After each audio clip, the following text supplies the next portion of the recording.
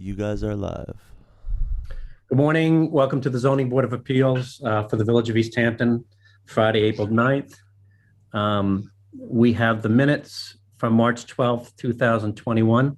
Do I have a motion? Make a motion. Do we have a second? I second. All in favor? Quick point, John. Just there was one, I think, mistranscription on discussing the 87 Jericho point. There was the word apply was used in one of my things. It should have been imply. I don't mean to imply, not I don't mean to apply. Okay. I will change that. Thank you. Sorry. Thank you, Mr. Rose. Let's have a motion. Yeah, I'm reading them. Good. Good. So we'll have that correction made. Do we need to make another motion then, Pam? No, it's okay. Okay. So we have the determinations. I'm going to swing this over to Jim McMullen to do the first one. Okay. In the application of Wendy R. Sirkin and Andrew E. Goldstein, 87 Jericho Road, Suffolk County, tax map number 13-1-5, to construct a shed and make alterations to an existing residence is approved. Pam? Mr. McMullen? Yes. Mr. O'Connell? Yes. Mr. Humphrey? No. Mr. Rose? I just want the record to reflect that I had asked that this matter be held over so we could discuss it in a work session. I'm not comfortable with the shed variance. Therefore, I have no problem with the adjustment to the house, but I'm concerned about the shed variance. I vote no. Okay, Mr. Barris? I have no problem with the application. Thank you. So that's a yes. Well, Yes, that's a yes. thank you. Okay, back to you, John. So we have three other determinations here. In the application of 40 Middle Lane LLC, 40 Middle Lane, Suffolk County tax map number 4-12-4.3 to permit the transfer of 76,862 square feet of land area to an adjacent property identified as 50 Middle Lane is approved. Mr. McGurk? Yes. Mr. McMullen? Yes. Mr. O'Connell? Yes. Mr. Humphrey? Yes. Mr. Rose? Yes. The next determination in the application of 7 Chauncey LLC, 7 Chauncey Close, Suffolk County tax map number 15.6.2 to construct a third-story addition onto an existing residence is approved. Mr. McGurk? No. Well, yes. They took the roof deck off. Yeah. Mr. McMullen? Yes. Mr. O'Connell? Yes. Mr. Humphrey? Yes. Mr. Rose? Yes. And the last one, in the application of Lily Pond Equities, 33 Lily Pond Lane, Suffolk County tax map number 13-11.1 to delete condition F.5E of the board's March 12, 2021 is approved. Mr. McGurk? Yes. Mr. McMullen? Yes. Mr. O'Connell? Yes. Mr. Humphrey? Yes. Mr. Rose? Yes. Okay, so now we have the discussion for Joseph Bell and Peter Longo, 95 Davids Lane. Billy, are you on here? I'm here, Mr. Chairman. Okay, do you want to maybe give us a brief? Yeah. The applicant is requesting a modification of the prior zoning board approval. The approved plan showed the. Give us a brief. The applicant is requesting a modification of the prior zoning board. I'm sorry. I'm getting a feedback too. If you're talking, we can just please mute yourself if you're not talking. That'd be great. Yeah, I'm not sure. It could be on my end. Okay. But in any event, the DEC permit that was approved for the project recommended the existing deer fencing located on the easterlymost property line, which extends through the wetlands, remain for a period of 2 years in order to protect newly planted vegetation from deer browse. The approved plans that are on file show that fence to be relocated. So in order for the applicant to keep the fence and in order for the village to issue a C of O, they would be required to, the board would have to modify the approval. So that's what the request is submitted by the applicant, is to allow the fence to remain in place for a period of 2 years. Okay. Hey, Tom, you're on here, Tom Priotta. Yes, Mr. Chairman. So the fence that's there, I mean, we wouldn't be able to, would issue a C of O for the house for 2 years? How do we handle this? Yeah, I mean, that's be difficult. I mean, I think something would need to be modified. And Beth can chime in on that. As far as a condition, I don't have it's not something that I can, it's not up for negotiation. I mean, if there's a condition by your board, a quasi-judicial board, that you are, they would be bound to that condition unless it was to be modified. Okay, and if we modify it, how do we go back and, I mean, it's already been in, it's already been there for about a year, so I assume we've got another growing season. I think we've thought, right, Jim? Didn't you figure that out? Jimmy, are you on here? So, yeah, I mean, it seems like it's been installed. The plants have been installed as well and growing. So I would assume that this is coming into the second growing season. So if we were to let them keep this where it is for another growing season, it sounds like from Mr. Priotta that we don't have any recourse to make sure that they take that out. My feeling is that if either that or we just don't issue the C of O until that's come into effect. I don't think the applicant would want to wait another year to get their C of O to occupy the building. But I would say, in my opinion, remove the fence now and let them get their C of O. Anybody else on the board like to comment? I'm not sure if this is possible, but can we modify the condition that that the fence is to be removed at such and such a date, as opposed to eliminating the condition? I don't know if that's a possibility. It's not ideal as far as the building department goes, but I don't. Oh, from an inform. Oh, okay, well then I'm on board with what Jim's saying then. Thank you. Yeah, It's ridiculous. It's difficult to track it, and then at that point, it's just not a clean way to do it. I'm not saying that I'm opposed or for, but I'm just speaking frankly. Thank you. I understand the issue. Mr. Rose, do you have any comments? Nope. Okay. Anybody else? Craig? No, I'm going to stay away. Okay. I think the fence should be removed. I think that it was a big condition for the approval of what we let them accomplish there. So I'm in favor of getting the fence out of there. Okay. Any other? That's so. Pam, we don't have to vote on this because it's already part of the plans. Beth, I don't, Yeah, no, it's, you're not, yeah, no, you don't have to vote on it. It's just the existing approval stands. Okay. So let's move on to we have two adjournments, JABR LLC, 209 Further Lane to May 14th, 2021. And we have the adjournment of Under One Roof LLC, 29 King Street till September 10th, 2021. I assume the Under One Roof LLC will have to be renoticed, Pam, because it's a little... yes, I will renotice it when the time comes. Okay. So now we have the continued hearing for Daniel Faber and Rachel Shaw, 70 Dayton Lane. Lori, are you with us?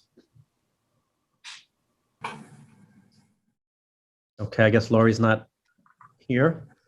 They did submit a new plan to move the pool. But I don't think, personally, I would like to see the pool put in the center of the property. I don't know what any of the other board members would like to see, so any comments? I concur with you, Mr. Chairman, that it should be centered so that it meets the setbacks on the sides. I agree as well.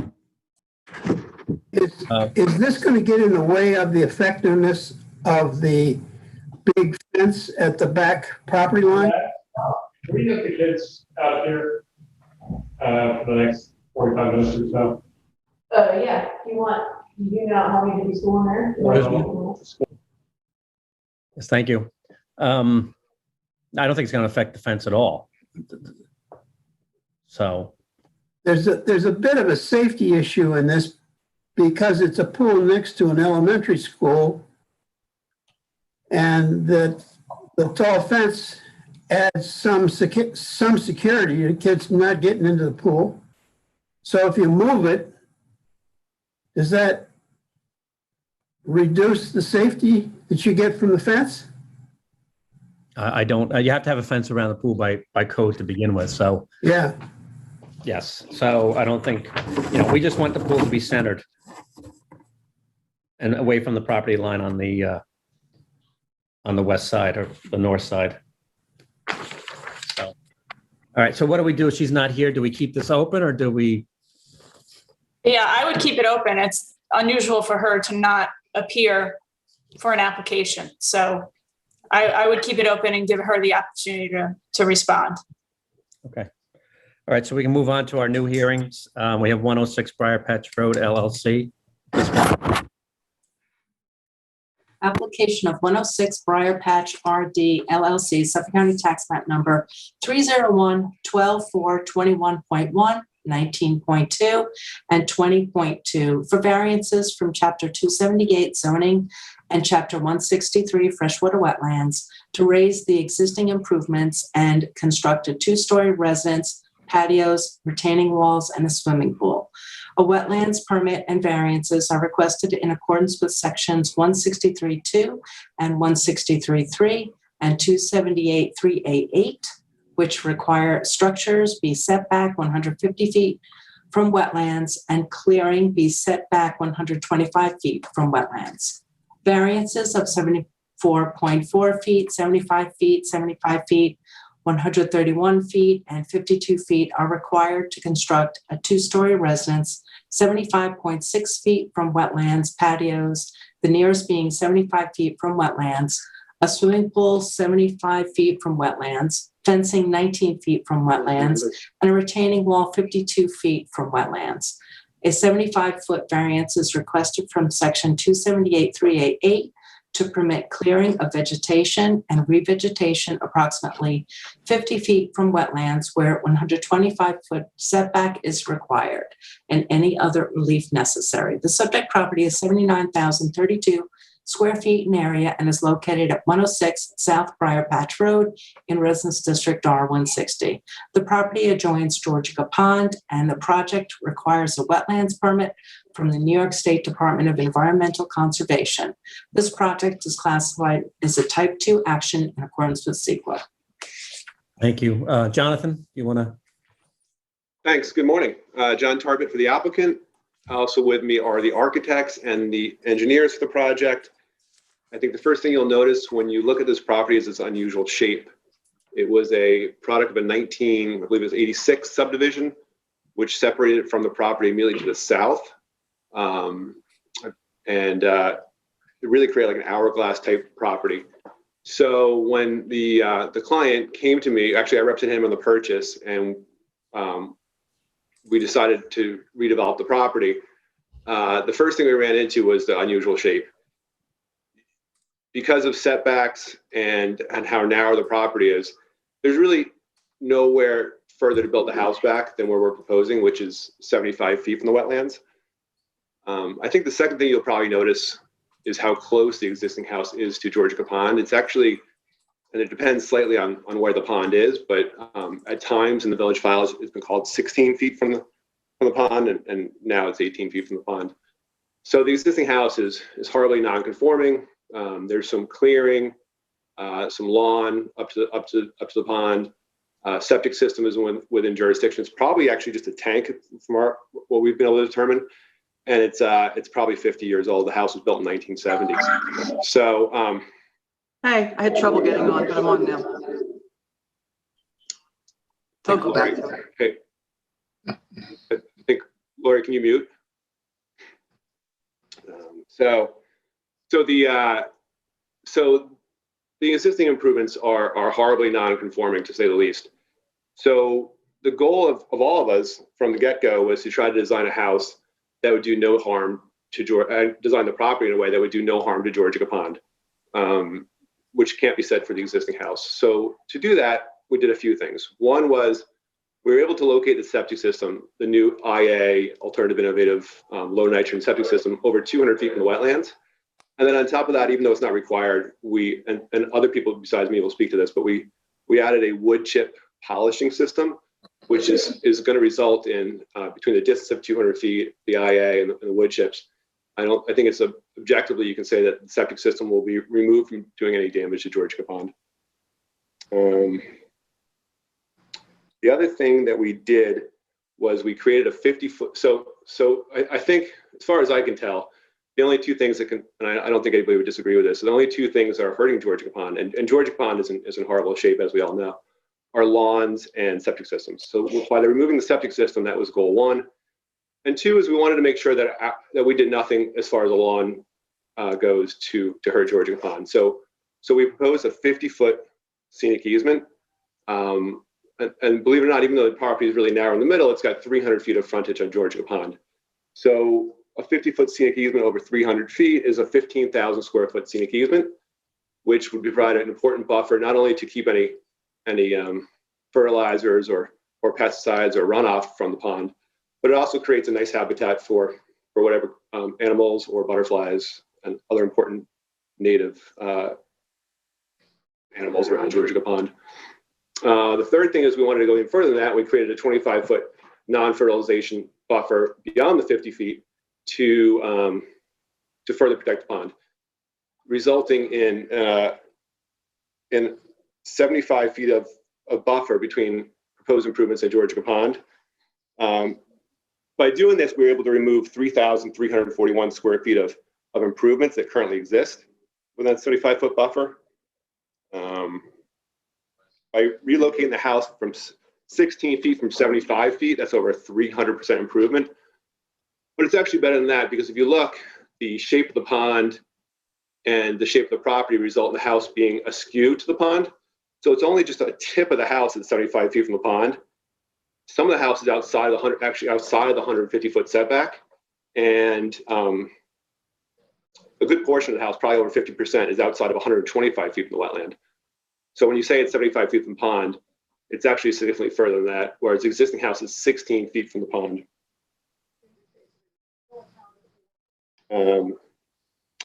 We also, I don't want to speak about it because I think maybe Paul Massey, the architect, will speak about this, or maybe the engineer. But we went further and tried to design a system so that any runoff from the house is captured and not allowed to enter the pond. It's probably a good point for me to stop.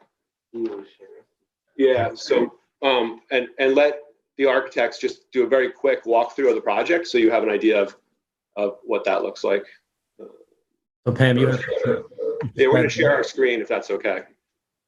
I do. And I'll swear them in. Okay, give me 1 second. I just have to pull the PDF up.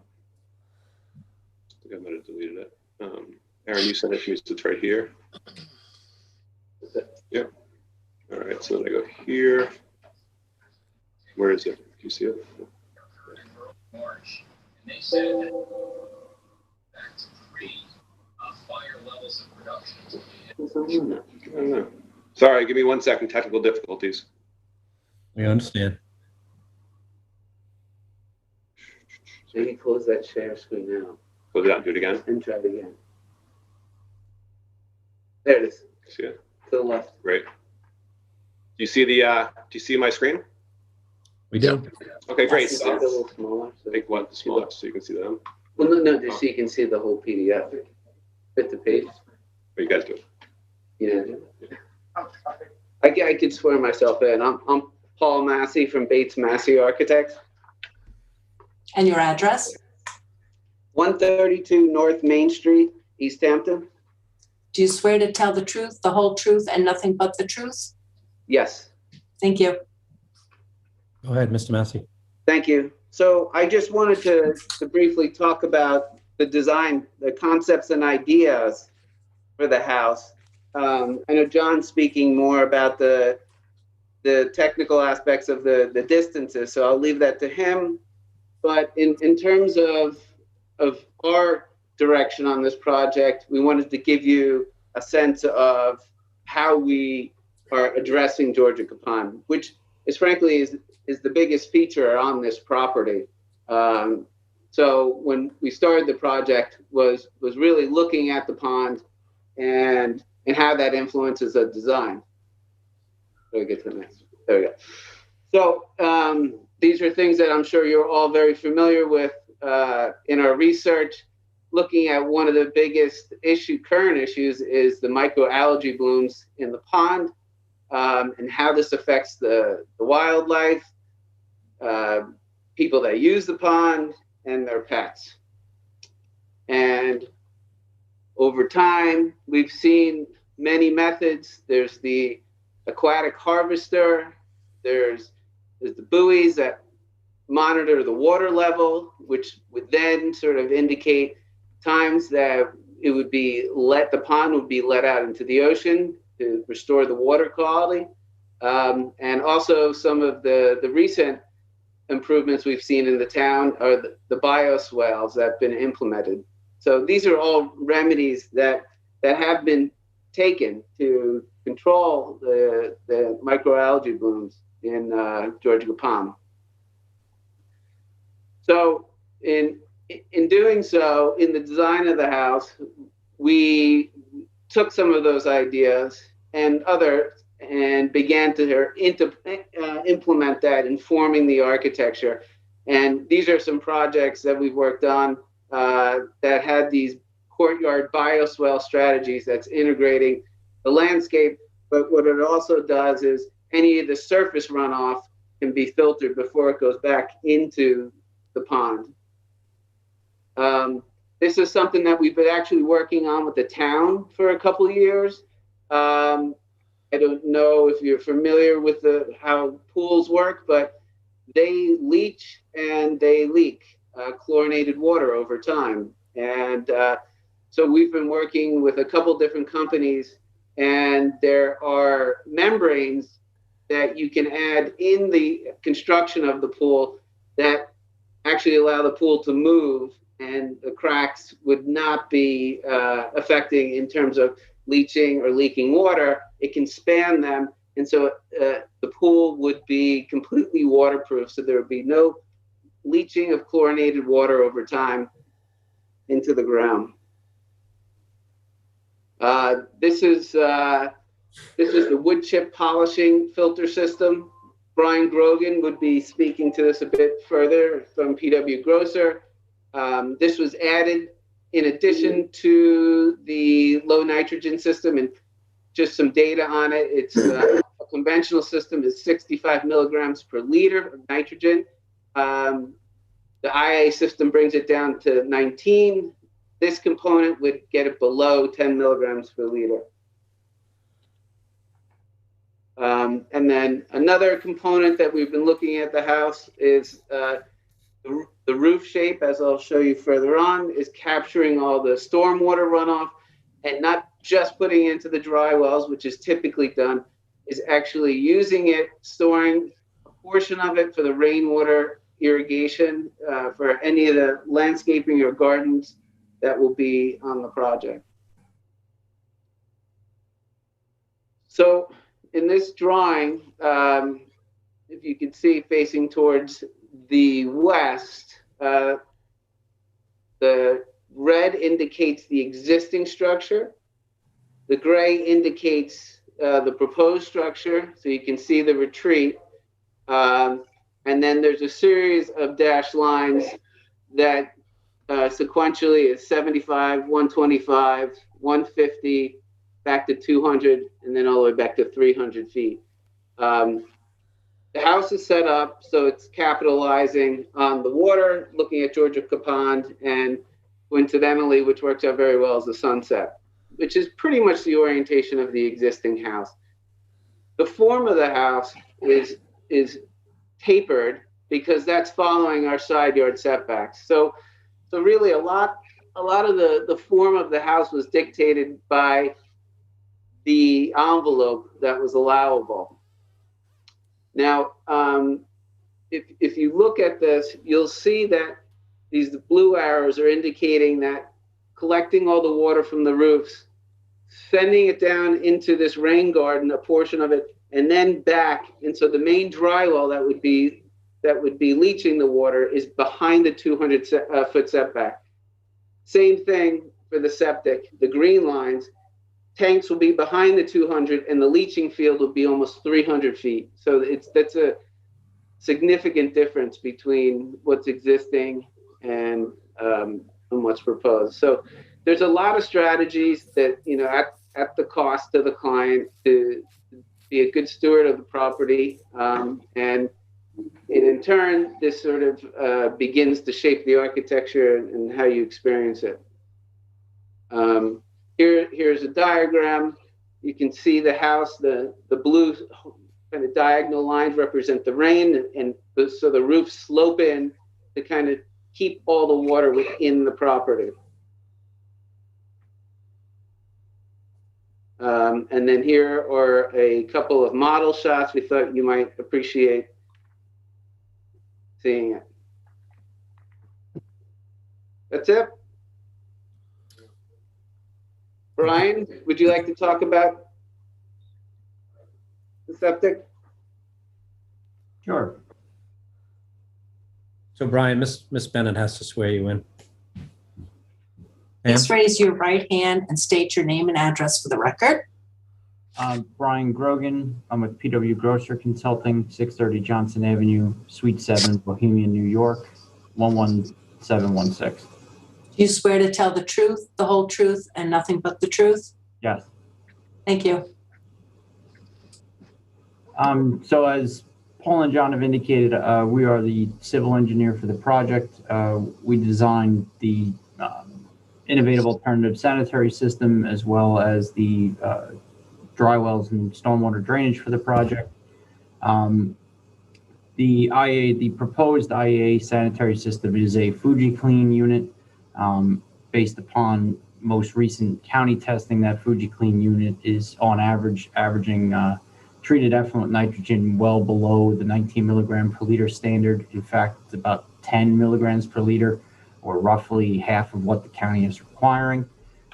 In addition to that, we've installed a wood chip polishing unit, which are being tested and piloted by the New York State Center for Clean Water Technology, spearheaded by Dr. Gobler and his group at SUNY Stony Brook.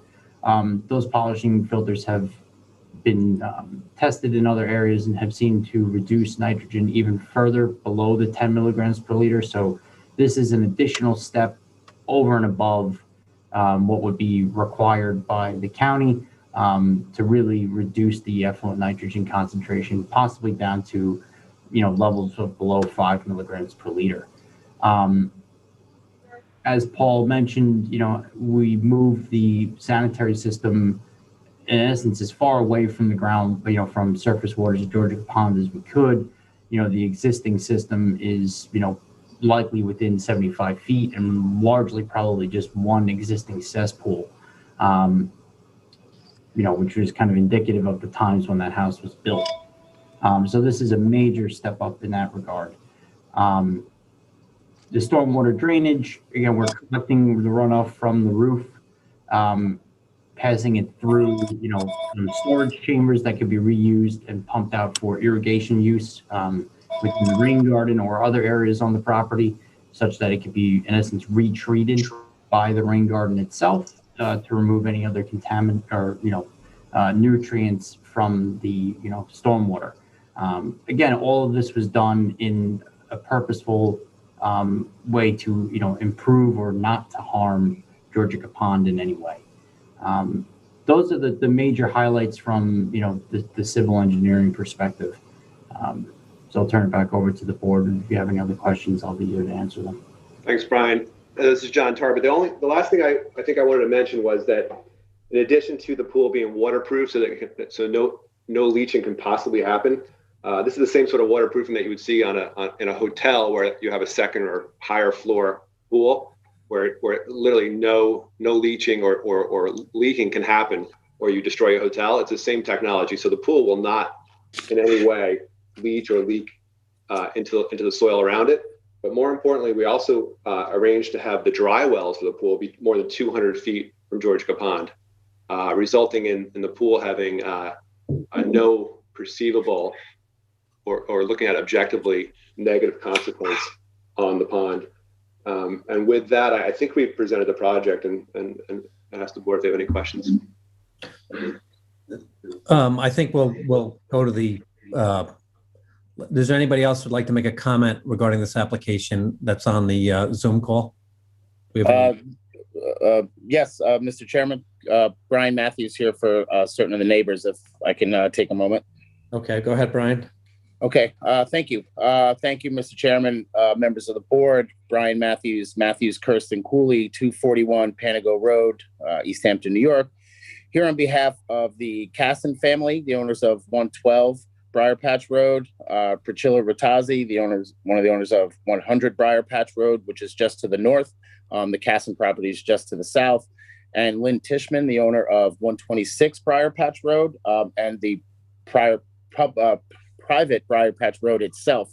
And I believe that a couple of them are on the line here as well and may want to just address the board quickly when I'm done. We submitted a letter yesterday afternoon, and as stated in that letter, our clients have some significant concerns about the scope of this application, its potential impact on their properties and on Georgia Pond. Well, there's certainly, reviewing the application and hearing the presentation by the applicant's attorneys and agents, there's certainly some attendant environmental benefits to moving the house back, to installing an IA septic system, and to proposing a buffer area. It is our client's view, and one which I share, that any such benefits are essentially undone by the substantial increase in the area that's to be disturbed by this application, to be disturbed and built on within the wetland setbacks by this application. I mean, I know it was referenced that some of the house is outside of the 150-foot area, but it is still 75 feet from the wetland, and a significant portion of the house is within that 75 to 125 foot area. So, 75 feet being, only half of what the code requires for wetland setbacks. And for instance, you have, a 200-something% increase in total lot coverage beyond what exists right now. You have a approximately 270% increase in the size of the house. The application proposes a couple thousand square feet of clearing within jurisdiction, and a fairly expansive pool and pool patio on the water side of the house itself, only 75 feet from the wetlands. So it's because of this substantial increase in the area that's to be disturbed, and it was noted by the applicant, and it's noted by everybody, that Georgia Pond is a fragile water body. It's one that's already been significantly impacted, and while pulling back from a minor structure that's there has a benefit in the abstract, the amount of disturbance that this application is going to propose, we think, as I mentioned, undermines any environmental benefits. And it's for that reason that we don't think this application, as presently proposed, meets the variance standards. In short, there are alternatives to pursue. There is a conforming building envelope at the east end of the property. While that understandably may not be the preferred location for a number of different reasons, what's being proposed here, we think, is just too expansive for a property that itself is highly constrained, both because of the presence of the wetlands, because of the topography that you can see on the scale model that's right up on the screen right now, and because of its layout. But the project can be redesigned. I mean, it's a beautiful design, certainly, but it can be redesigned. It can be scaled back to something that's more befitting of the property's constraints and the constraints because of the wetlands. And we think, as proposed, we ask that the board should take that same view as well. So unless there's any questions for me at the moment, that's our client's concerns. We restate what's in our letter, and I believe Lynn Tishman and Vern Casson are both here as well. They should be on the line, and they wanted to address the board very quickly as well. Thank you. Thank you, Brian. Excuse me, may I also address the board after Lynn and Mr. Casson have? Gentlemen, thank you. You may. So who would like to speak next? I can go first if you'd like. I'm Lynn Tishman. Okay, good morning. I swear you in. Please raise your right hand and state your name and address for the record. Lynn Tishman, 126 Briar Patch Road, East Hampton. Do you swear to tell the truth, the whole truth, and nothing but the truth? Yes, I do. Thank you. Good morning. Good morning. Just to make it easier, because I'm not that good at extemporaneously speaking, may I just read what I wrote? You can. So I'm the owner of 126 Briar Patch Road, which my late husband built in 1980, and I also own the private oil and stone Briar Patch Road, which allows access to owners on the road. So we've been in the area for 40 years, and I feel a responsibility for maintaining a safe, quiet, country feeling in our area and maintaining the road, which is particularly vulnerable to weather and heavy traffic. Just to clarify, the road is 50 feet wide with only 20 feet designated as a roadway, so approximately 15 feet on the easterly and westerly side of the road is a wooded area. I would like to highlight a few incidents I have already experienced with this applicant that have led me to mistrust his intentions and his willingness to comply with stipulations that might be put in place in the future. The first is the clearing of a wooded area without my permission. In anticipation of the closing of his purchase of 106 Briar Patch, I hired Walbridge surveyors to put stakes in the wooded area to the east and west of my road to delineate my property line into the wooded area, which is at the entrance of 106 Briar Patch, and also is an area east of my road and west of the applicant's other property, which is 19 Ruxton Road. Since I was not in residence in East Hampton at the time, I was informed that the area west of 19 Ruxton Road, essentially the applicant's other backyard, had been cleared without my permission. The clearing of this area opened up woods, making the applicant's Ruxton Road property clearly visible, his house clearly visible to our private Briar Patch Road. Before the clearing, underbrush and thicket, which had grown over the years, had provided a sense of privacy, hence the name of the road, Briar Patch. A portion of the wooded area is a reserve for which the applicant might have gotten permission, but 15 feet of this area, which was clearly marked with stakes, was cleared without my permission or prior knowledge. When it was discovered, I contacted the applicant, and he was apologetic, saying he wouldn't clear anymore and hoped that I liked how open and cleared out it looked. I advised him that this was private land and he needed my permission for anything further. The second incident was a delivery over my wooded area. After this unauthorized clearing, I was advised that a delivery tractor had driven up my private road, crossed over the wooded area to deliver trees to be planted on his 19 Ruxton Road property, instead of delivering them via Ruxton Road. Again, an apology and a blame to the landscaper who made a mistake. I think it's important to bring these two incidents to your attention, which occurred in the winter of 2020, when I was not in residence in my East Hampton home and was fortunate enough to have eyes and ears on the road and people around who care about the area. They happened before any plans for construction on this new property. Lastly, an observation on his 19 Ruxton Road house construction project.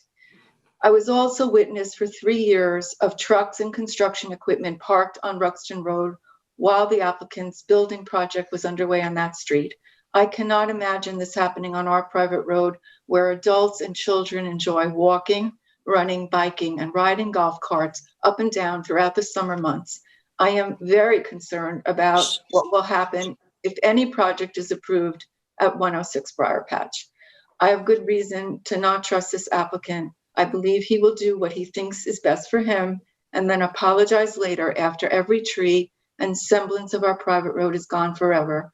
I'm also concerned about his compliance with any stipulations and wonder what enforcement mechanisms will be able to be put in place. Apologies do not bring back vegetation that has been there for years. Thank you. Thank you. Does anybody else have any comments? Yes, I'd like to say something. Good morning, Peter. Good morning. Pam, can you swear Mr. Wolf in, please? Mr. Wolf, please raise your right hand and state your name and address for the record. Peter Wolf, 65 Briar Patch Road. Do you swear to tell the truth, the whole truth, and nothing but the truth? Yes, I do. Thank you.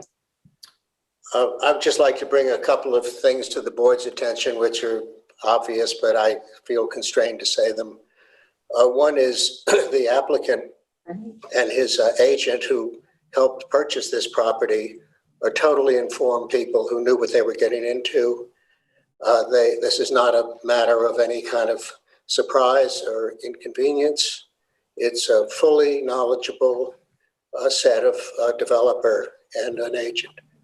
The second point I'd like to make is the zoning in the area is 4-acre zoning, R160. This lot is less than 2 acres. This was also completely known by the purchaser and his agent. Third point I'd like to make is that it was never mentioned by the architect or the agent for the owner that what's proposed is an 8-bedroom house. What's being proposed to destroy is something like a 1 or 2 bedroom house. The impact of that amount of habitation, 8 bedrooms, it's up to 16 people at a time, has an inevitable impact, a massive impact on the underlying environment, no matter what else is done to mitigate it, including water usage and drawdown of the subsurface water. So it's got to be seen as a 2-acre application in a 4-acre zone. Itself, the lot is non-conforming right from the get-go. The size of the project proposed is massive, 8 bedrooms plus all the other amenities that will go with it, replacing a very small, inconspicuous house that does minor damage to the physical environment, to the aesthetic environment. So just when you're thinking about this, please remember that the lot itself is totally non-conforming and therefore doesn't deserve any kind of special bending on the part of the board that you wouldn't ordinarily do. Thanks very much. Thank you. And just for the record, Mr. Wolf did send the email to myself, which I forwarded on to Pam, which is part of the record also. Just a second. I'd like to speak to John. Hi, Georgia. Can you, Pam, can you please swear? Sure. Please raise your right hand and state your name and address for the record. My name is Georgia de Havenon. I live at 48 North Briar Patch Road. Do you swear to tell the truth, the whole truth, and nothing but the truth? Yes. Thank you. Our family has had property on Briar Patch Road since the late 1950s. I'm going to read to you a letter that an email that I sent to John. As you are aware, preservation is something that is of great importance to me. And in that regard, I feel that the zoning variances sought by the owner of 106 Briar Patch Road are unwarranted. Although the proposed residence will be farther from the wetlands than the existing residence, the footprint of the proposed residence falls. The left, the north. Excuse me, can you please mute your, if you're going to be talking? Thank you. Go ahead, Georgia. Sorry. The footprint of the proposed residence that falls within the 150-foot setback will be roughly twice that of the existing house within that setback. The total size of the proposed residence would be 3 times the size of the existing structure. As we all know, the pond is a fragile body of water, and the setbacks the applicant seeks are disquieting. Further, in terms of revegetation, this is something that I know from personal experience is rarely successful. Either it is not carried out fully or non-native plants are used. In addition, there are numerous attendant problems, including increased usage of the private road and the narrow Briar Patch Road, an additional strain on the water table that would be incurred with an 8-bedroom residence, to name a few. From what I have discerned, the owner who purchased this property was aware of what restrictions are in place, and now it seems to me that he is trying to beat the system. Because the property is of a non-conforming nature and is less than half the size of currently mandated lots in the Georgia area, I feel the restrictions should be enforced, and attempts to significantly change the parameter of the lot, and indeed the surrounding neighborhood, should be denied. Thank you. Again, for the record, Georgia did send me an email to my office address, which I did forward it on to Pam. So would anybody else like to speak? I would like to, unless Jeannie and Vern want to speak first. I'd like to say a few words, but please go ahead. Okay, go ahead, Ms. Terry. Thank you. I just wanted. Please, let me swear you in. Oh, sure. Go ahead. Please raise your right hand and state your name and address for the record. My name is Barbara Anderson Terry. Our address is 97 Briar Patch Road. Do you swear to tell the truth, the whole truth, and nothing but the truth? I do. Thank you. Thank you. I just wanted to reinforce with what both Lynn Tishman and Georgia Havenon implied. Excuse me. A little bit of history. My husband and I have a property directly across the street from what was Mrs. John's property, which we've admired for 25 years. And when we purchased our property through a friend, Billy Heppenheimer, who was alive at the time, we thought we had an easement over to the pond. But as Lynn knows, we found out that it was really a temporary easement for Peter Tishman to get water until he was fully developed on his lot. But jumping up to our ownership of the property, when we purchased it, we knew that there was a small wetland that at the time, Joan Hatfield from Timmy Lathan described in some proceedings for the Phillips as a puddle, and that's what it's indicated as on the survey that the George Walbrook did. But anyway, because of the approved landfill by the DEC on the Whittles property before the Whittles owned it, we don't have the normal egress and ingress of the water from the pond. However, our puddle has become a very large pond because of the runoff from the road. And when the pond overflows, we have also had lots of flooding. When we first moved in, we put a row of pine trees along 2 parameters of the lot, and 90% of them died because they were very often victims of drought and then of flooding. Anyway, we have spent years trying to come into a compliance for the present wetlands and the present regulations.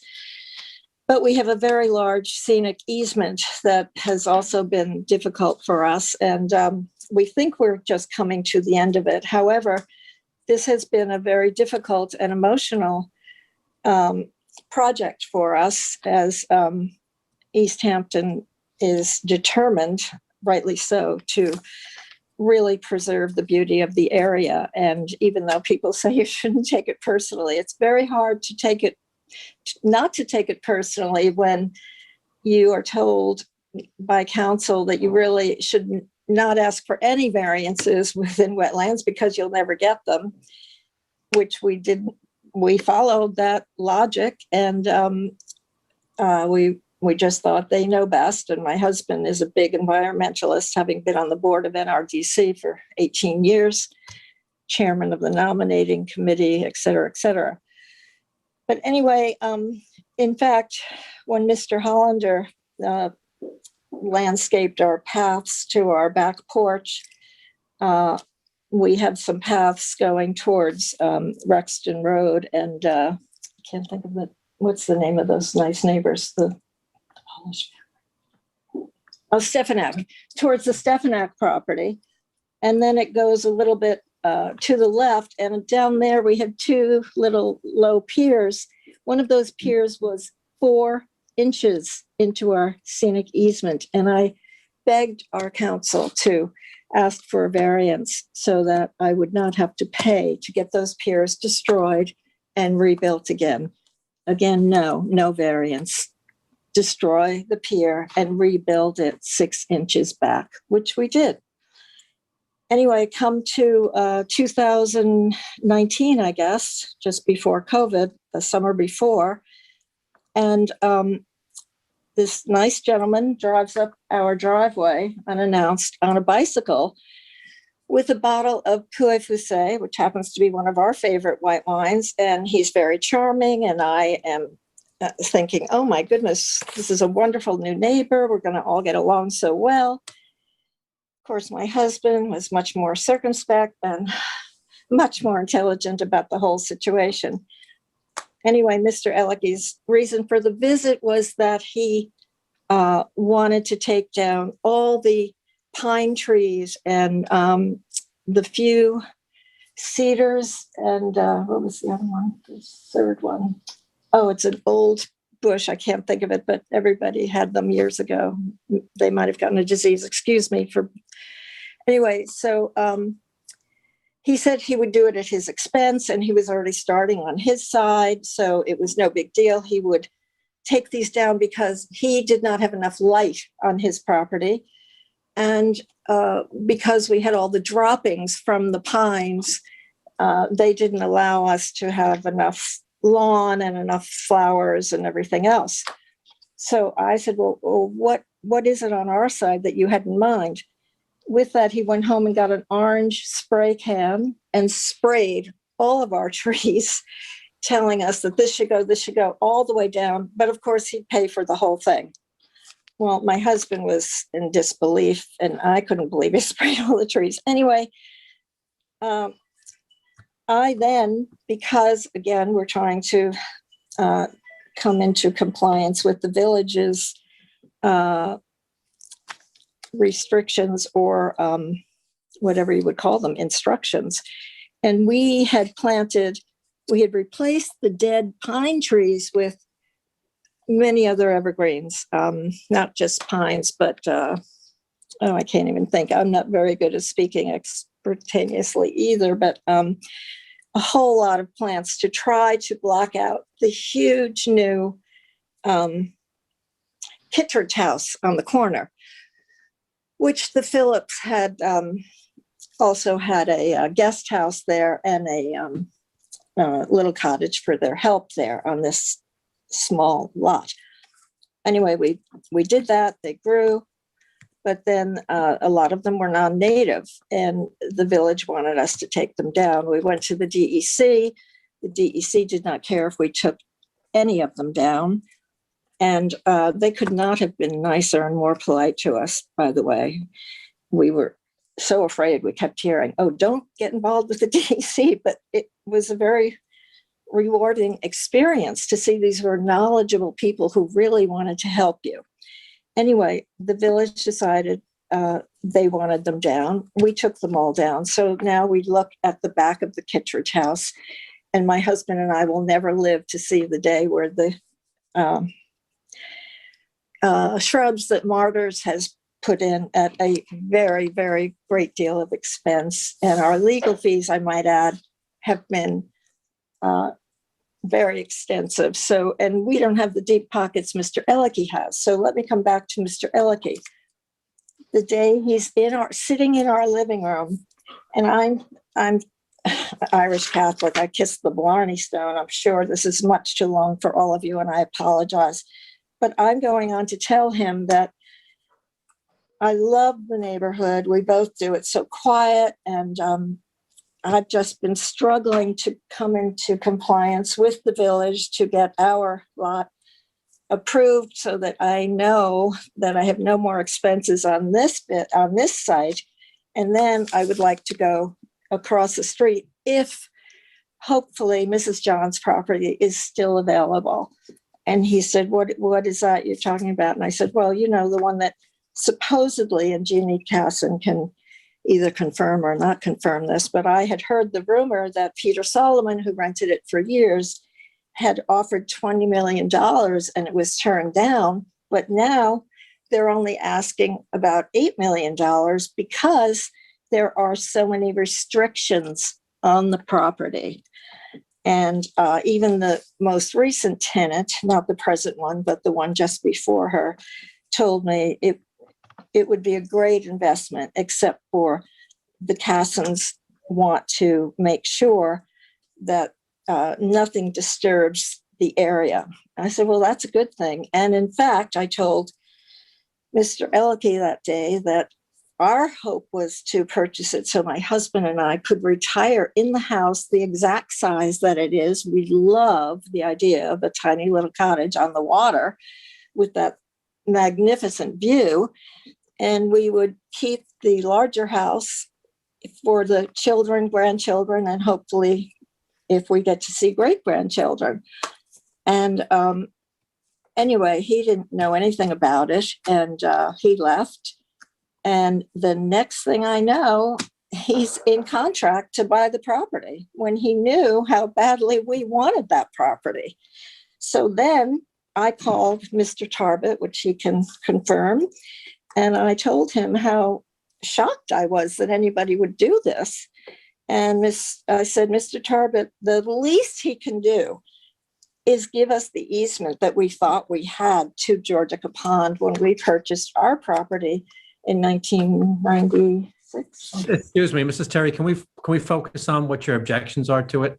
Okay, I'm so Not the sorry. history. Thank you. Okay, excuse me. So anyway, Mr. Elicke has refused the right-of-way, which is his prerogative. However, back to what Georgia and Lynn were saying, all these gentlemen referred to the effect it would have on the pond as opposed to what effect it would have on the neighborhood. And in fact, Mr. Elicke did take down hundreds of trees by his own gardener's admission on his property. We watched cherry pickers for months and months.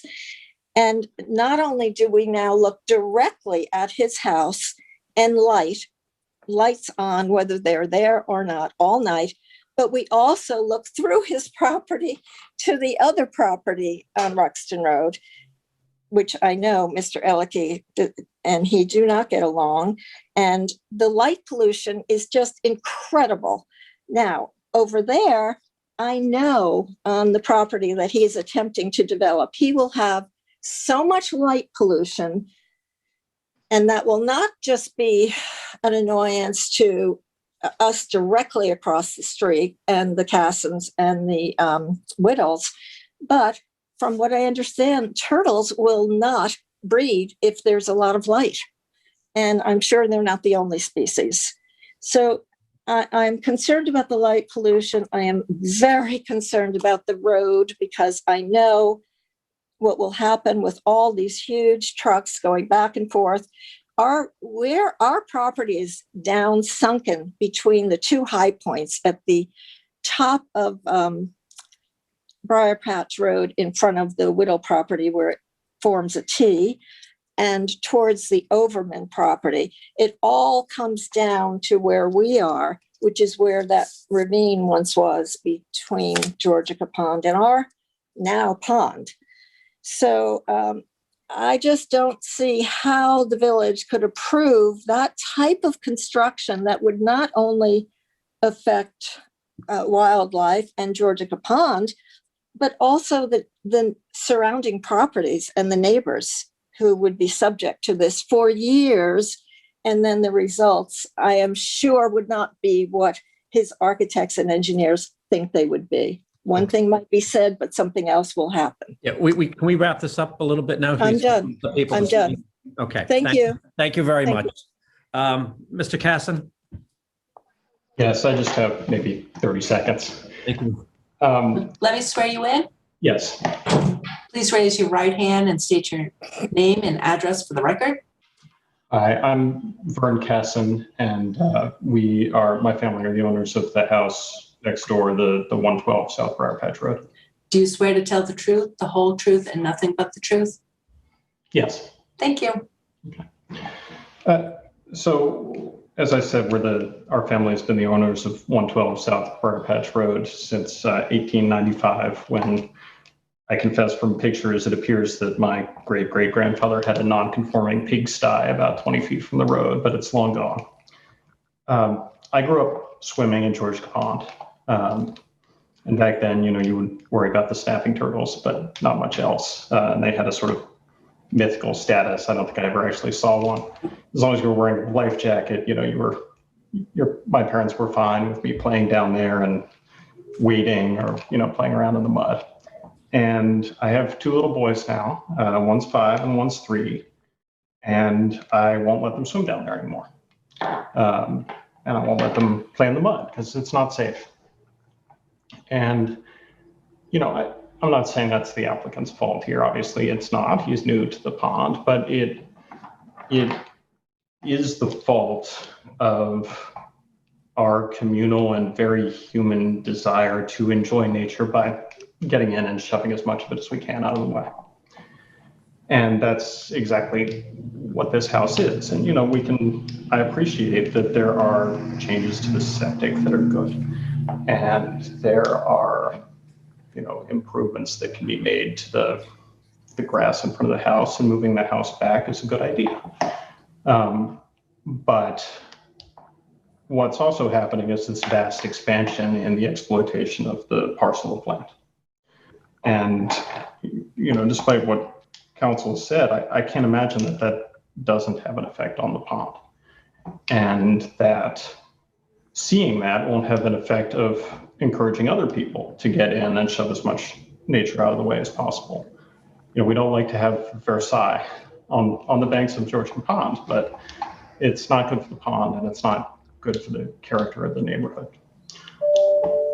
And I also think it does make a difference to the neighborhood and to, the enjoyment of the surroundings in, a natural way. When you have, if you walk down that pond, or if you go past it in a boat, for the most part, it's fairly circumspect.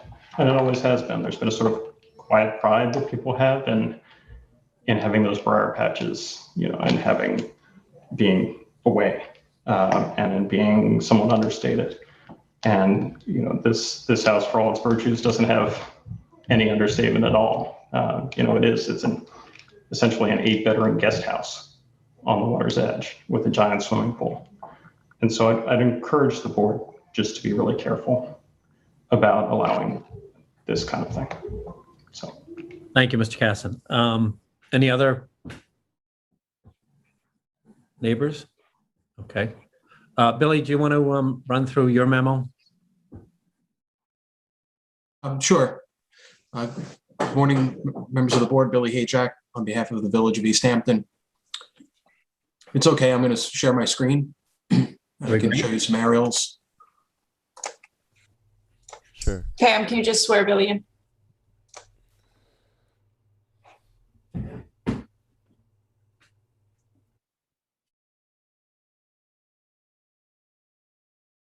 State your name and address for the record. Billy Hayjack, 88 Newtown Lane, Village of East Hampton. You swear to tell the truth, the whole truth, and nothing but the truth? Yes, I do. Thank you. Okay. Go ahead, Billy. Thank you. Yep. So can everyone see my screen? They can. The aerial? Okay. Yes. I submitted a memorandum to the board dated April 1st. I won't read through it verbatim, but I'll give you a brief summary. I thought it was helpful to include an aerial photograph of the property. This is from 2006. It shows the unusual property boundary. As you see, this was a product of an early subdivision where there were two houses on one piece of property. When it was divided, the intent was to create each house on its own parcel of land.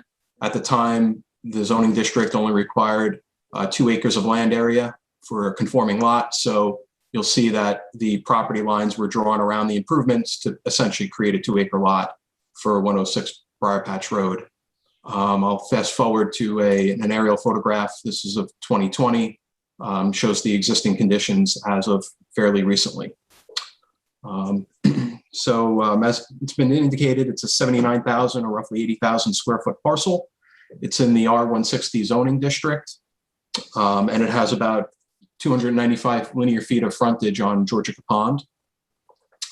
The elevations on the property range from sea level, which is at the pond level, to about 18 feet above sea level. The property generally flows from the highest elevations are in this corner of the property, and then it drops off to the north, and it drops off also to the north and east. There's a sort of a naturalized swale that runs along the north side of the driveway, extending from Briar Patch Road and cutting all the way out towards Georgica Pond. Yes. What did you call it? So the property is improved with the residents. The plans call it out to be about 2,500 square feet.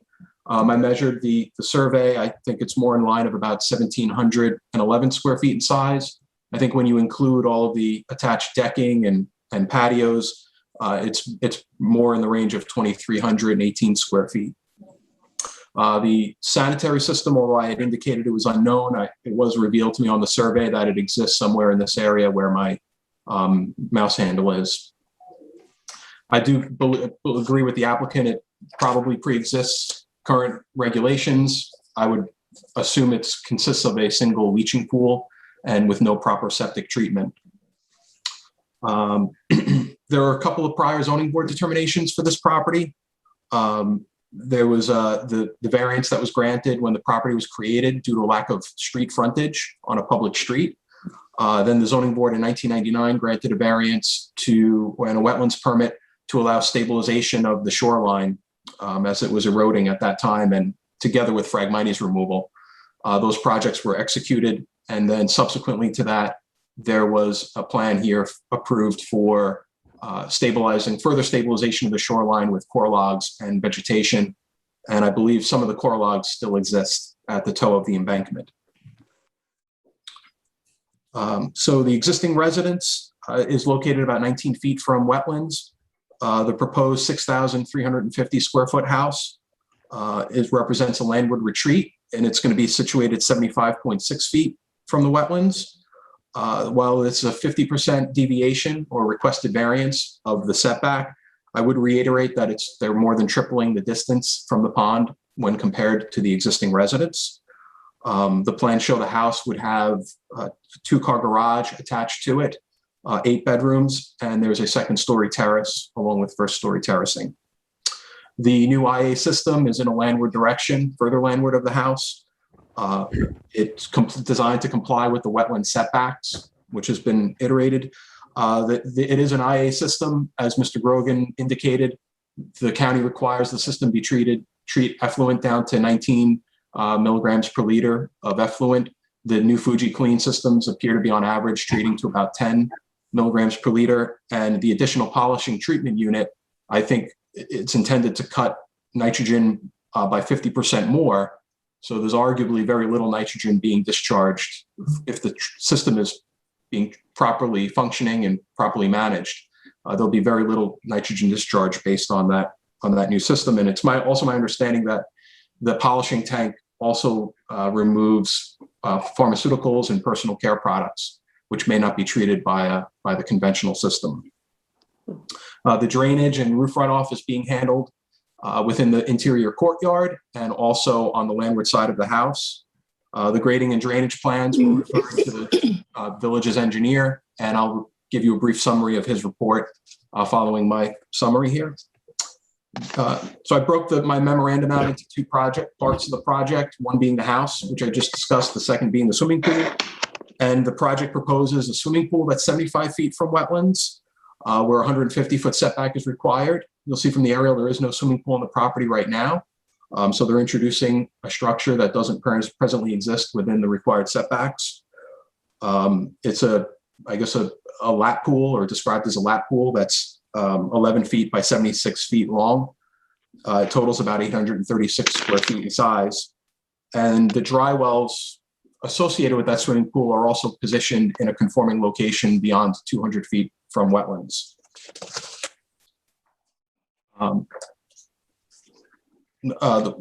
My one concern with the swimming pool, which I pointed out in my report, this is a copy of the site plan, is that there's an area of native vegetation in this portion of the property, which is required to be cleared in order to construct the swimming pool. In addition to which, there's a swimming pool enclosure or barrier fence that's proposed to be weaved through the existing buffer area and wrap around on the property lines. And one of the suggestions I offered in my report was that alternative designs or locations for the swimming pool could obviate the need for clearing vegetation within the setback, and also potentially eliminate the need or adjust the need for fencing that cuts through the wetland buffer. And a lot of that vegetation, Billy, has been disturbed already with a pool? Yeah, there has been pointed out by some of the neighbors, there's some clearing activity that's occurred on the property recently. It looks like trees were removed from the landscaped area, and also they whittled away some of the buffer area. Some of the shrubs were topped, and some trees were removed from the water side of the house, the existing house. Billy, before you go on, you have alternative places where you could put the pool. Could you point out a couple of those?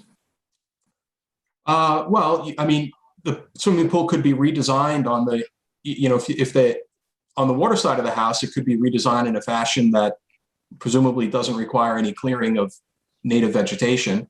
Alternatively, it could be positioned on the landward side of the house, somewhere in here. It could be positioned somewhere in here. There are multiple locations, maybe not ideal, but there are locations where you could fit a conforming swimming pool and not require any variances. Thanks. So the project does propose to clear about 2,000 square feet of vegetation within the required wetland setbacks. They are proposing a pretty robust 50-foot buffer. It does rely pretty heavily on grasses. One of my recommendations is that some of the vegetation be swapped out for shrubs. For any proactive revegetation, the board, I've recommended in the past, and the board has been okay with maintaining the height of that vegetation at 4 feet in order to maintain views and vistas.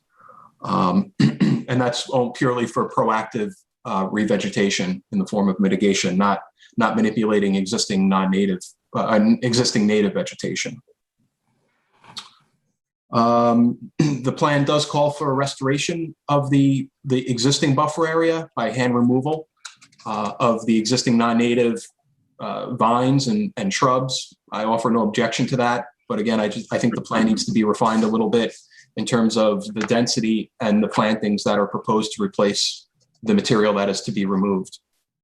And I'll just quickly go over Vinnie Gaudiello's report. This is from the Rayner Group, and it's dated April 1st.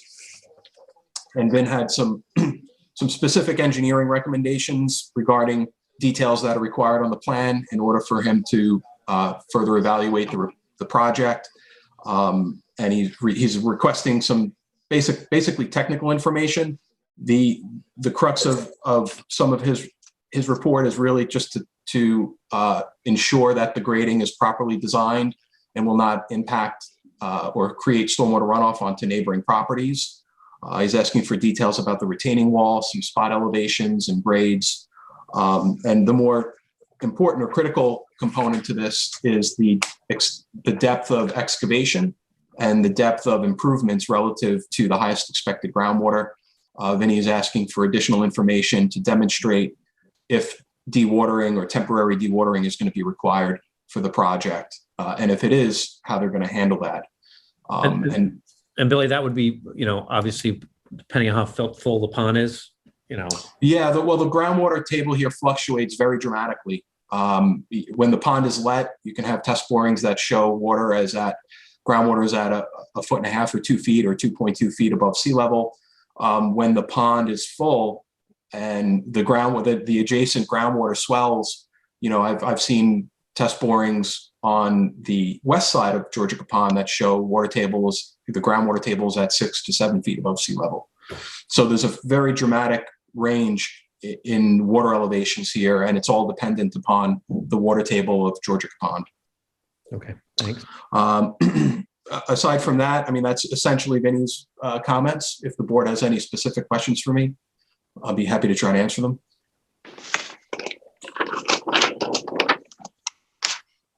Joe or Phil? Billy, Greg?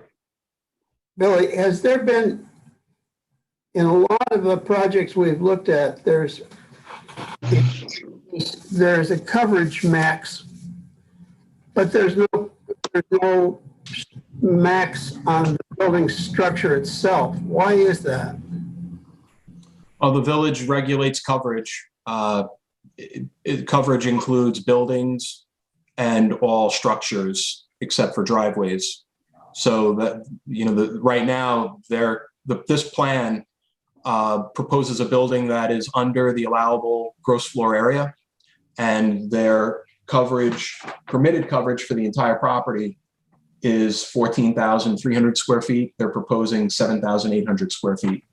What's the limit on the structure? What is that? I didn't see that on the survey. So the upper left-hand corner of the survey, there's some calculations for their coverage. No, not coverage. I'm talking about the structure itself, the building. Oh, that's on the architectural plans. The calculations, I don't know the coverage of the exact building. Maybe the architect could provide that, but I just know the gross floor area of the house that's proposed. I may be able to answer Mr. Humphrey a little bit. As Billy was saying, this property is actually allowed a much larger house. And as part of our application early on, to be perfectly honest, the client wanted the largest house he could build on the property. And that, along with all these other things we've mentioned, we actually decided that that quite honestly, that size of house wouldn't fit in the property. And even though we could do it and meet all setbacks, we voluntarily reduced the size of the house 20% below what will be permitted by code. And coverage again is only half of what would be permitted. Now one thing, it's really important to consider something, and that is as part of our gross floor area calculation, we're including the 600 square foot garage. It's not habitable space, but under the village code, it's counted as gross floor area. This was again on purpose. We could have designed a garage outside of the 150-foot setback, but it would have added to sprawl and put things down in that. Now I apologize. I'm kind of jumping in here, and stop me if Billy, if you wanted to. Oh, it's fine. And so, one thing I wanted to mention was, along with the whole thing was try to condense and keep coverage as tight as possible. There is a conforming location for the pool as well along Briar Patch, and that was considered. But again, that's a nice section of, Briar Patch is a private road, and that is a nice section of woods. We really would prefer not to disturb that area and keep all development away from that, so that when people drive up and down Briar Patch, you do continue to have that country feel. We would be willing to covenant that we would not put a pool there if we were able to keep the pool in front of the house along the water. I think that would probably be something the neighbors would really appreciate. And as far as there is a little bit of additional clearing proposed for the pool on the water side of the house. If you've been up there, there's actually, I was just there yesterday, and when we talk about clearing, we're talking about areas significantly above the bluff Georgica Pond. And, yesterday there were numerous flowers growing in there. So at times they've been gardened. They're heavily controlled with or littered with invasives. So yeah, there would be a little bit of clearing, just a little bit, maybe under 1,000 square feet, up above about 75 feet from the pond. But one thing we could do, and I've discussed this with Billy recently, was what we were proposing was a 50-foot scenic easement, which is 15,000 square feet, so it's not insignificant. But what we could do is we could increase that to 75 feet. And with a 75-foot revegetated buffer between the pond and all improvements, including the pool, that would get us to 22,500 square feet of vegetated buffer, which, while not unprecedented on the pond, it would certainly be better than all the neighbors are able to provide, with the exception of Mr. Casson. His property is actually very nice. I mean, other than the extensive lawn, there is a nice buffer between the pond and his property. But everybody else, none of the neighbors who have spoken today could offer the board anywhere near what we were proposing because of the septic system and stuff. But certainly none of them offer a 75-foot vegetated buffer scenic easement between the pond and their improvements. So I just wanted to get that out there, that while we did listen to all the neighbors, and I don't want to go tit for tat. It would take way too long. And honestly, a lot of those comments had nothing to do with the application. I'll just say that I strongly disagreed with a lot of the allegations that were untrue as I know them. And I'll leave it at that. Okay. So I have a few things here. The cutting of the trees in the buffer area. I mean, obviously you've cut some trees up there that probably shouldn't have been cut. We've been up there several times, so I'm just curious how that happened. So I can answer that question. Go ahead. Yeah. So there were an extensive amount of trees cut on the landward side of the house. I know you're probably not talking about those, or maybe you are, but let me just address those first. So the landward side of the house has its lawn, and there are an extensive amount of trees. Or there were a number of trees in that area that were cut down to allow light onto the lawn and onto the house, and also some real nice trees that are there. So the trees that were cut down were aesthetically not nice trees. The trees that remain are nice trees. It was meant to allow light, and they're on the landward side of the house. I think it would be up to the village to tell me whether that's allowed or not. Maybe not allowed, in which case, apologize for that. The same thing goes on the landward, on the water side of the house. You'll see there's a very large, I think it's a black pine or a pitch pine, that was left. There was one tree cut down that was in the middle of the lawn on the water side of the house. That was a large tree, and if you look at aerial photographs, it's some sort of evergreen, but it was dangerous to the house, and it was planted there. It was like a Christmas tree type tree. It had just grown so large that it was if it fell in the house, it would have been dangerous. And then, other than that, there was no clear. I think when we talk about clearing, there were a few trees cut down, but there's absolutely no clearing that was done. Nobody, at least from what I can tell and from what planted was not touch anything that would require clearing. There were a couple very small trees within vegetated areas that were completely covered in bramble, and I believe that maybe the landscaper removed those because they were dead, maybe, or they were just completely covered in brambles. But they were very small diameter trees. There was just one large diameter tree cut down on the water side of the house, which I mentioned was considered to be dangerous to the house. It was within the lawn area. I'd also like to see the house staked out on the property and the pool, just so the board can get a idea where it's going to be if proposed. I'd like to see provide us with a detailed landscaping plan with native vegetation, not just grasses. Okay. And I don't want to see personally, I don't know what the other board members, I don't want to see the swale filled in. I don't either. Anybody else want to comment on the board here? I do have a question, Mr. Chairman. Go ahead, Joe. Just like to ask, reference was made to having designed the property to minimize the proposed new house to minimize the impact in the area. Can the architect please just speak to how that was done? Because I just have some questions in terms of whether the design, including the interior courtyard part of it, is in fact how that reflects the need to minimize the impact in the protected area. Sure. Let me get the architect. Give me 1 minute to get the architect.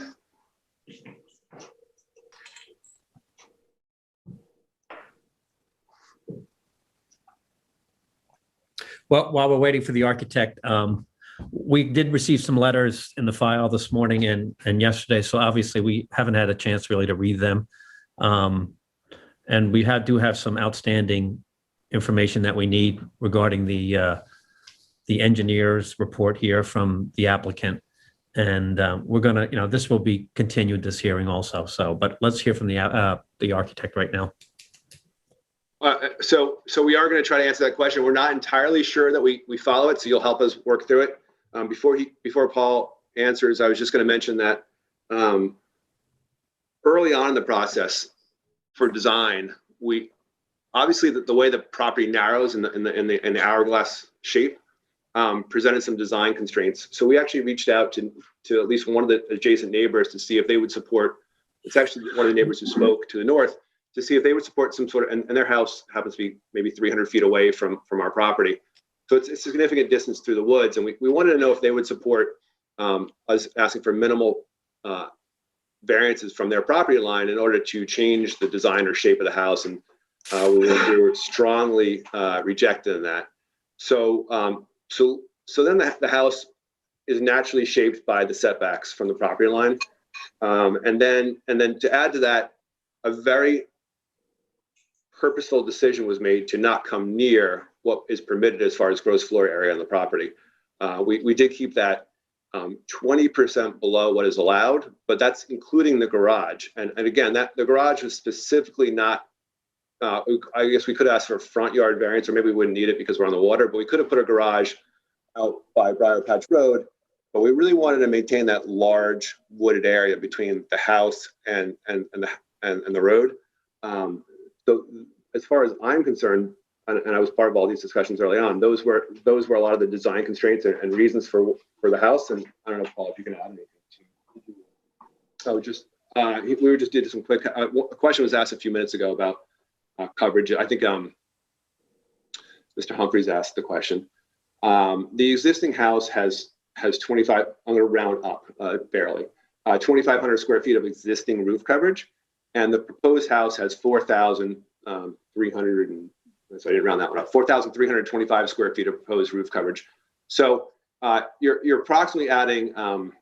This is total coverage versus and John, coverage. Yep, building coverage. John, we think that the current house is smaller than that. I think. I think we're doing roof coverage. So I think there's overhangs, and you're right. There was the reason for the discrepancy between the 1,700 square. The existing house is closer to 1,700 square feet in gross floor area. The 2,500 square feat was taken, unfortunately, from a real estate advertisement for when the house was for sale. So it was inaccurate because somebody had advertised it that way. But upon doing actual, survey calculations and architectural calculations, the house is 1,700 square feet. However, it has overhangs. So the roof coverage is 2,426 square feet, and the proposed house is 4,335 of total roof coverage.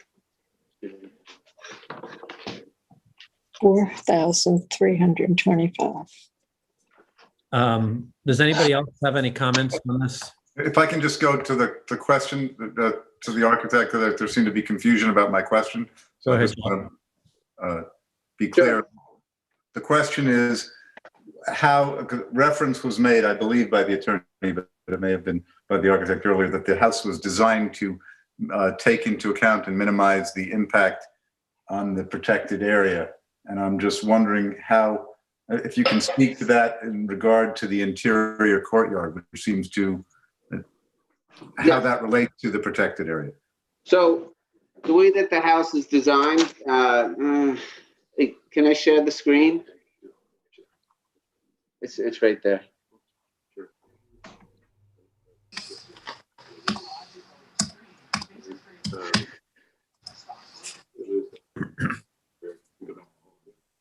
Yeah. It's okay, right?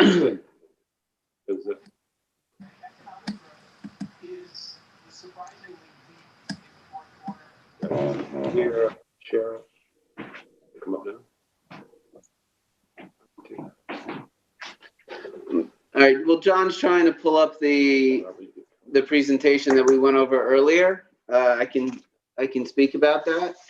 So the way that the roof is shaped is that it's capturing all of the water internally instead of, typically the roof shape is pitching it off towards the edges of the house.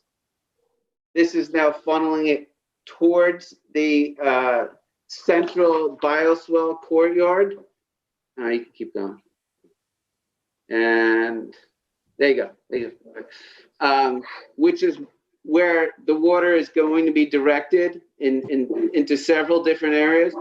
One is to irrigate the courtyard. Second is going into the gray water storage tank that would be used for just general irrigation on the property. And third is any overflow would go to the dry wells, which are out by the driveway, which is about 200 feet from the wetland setbacks.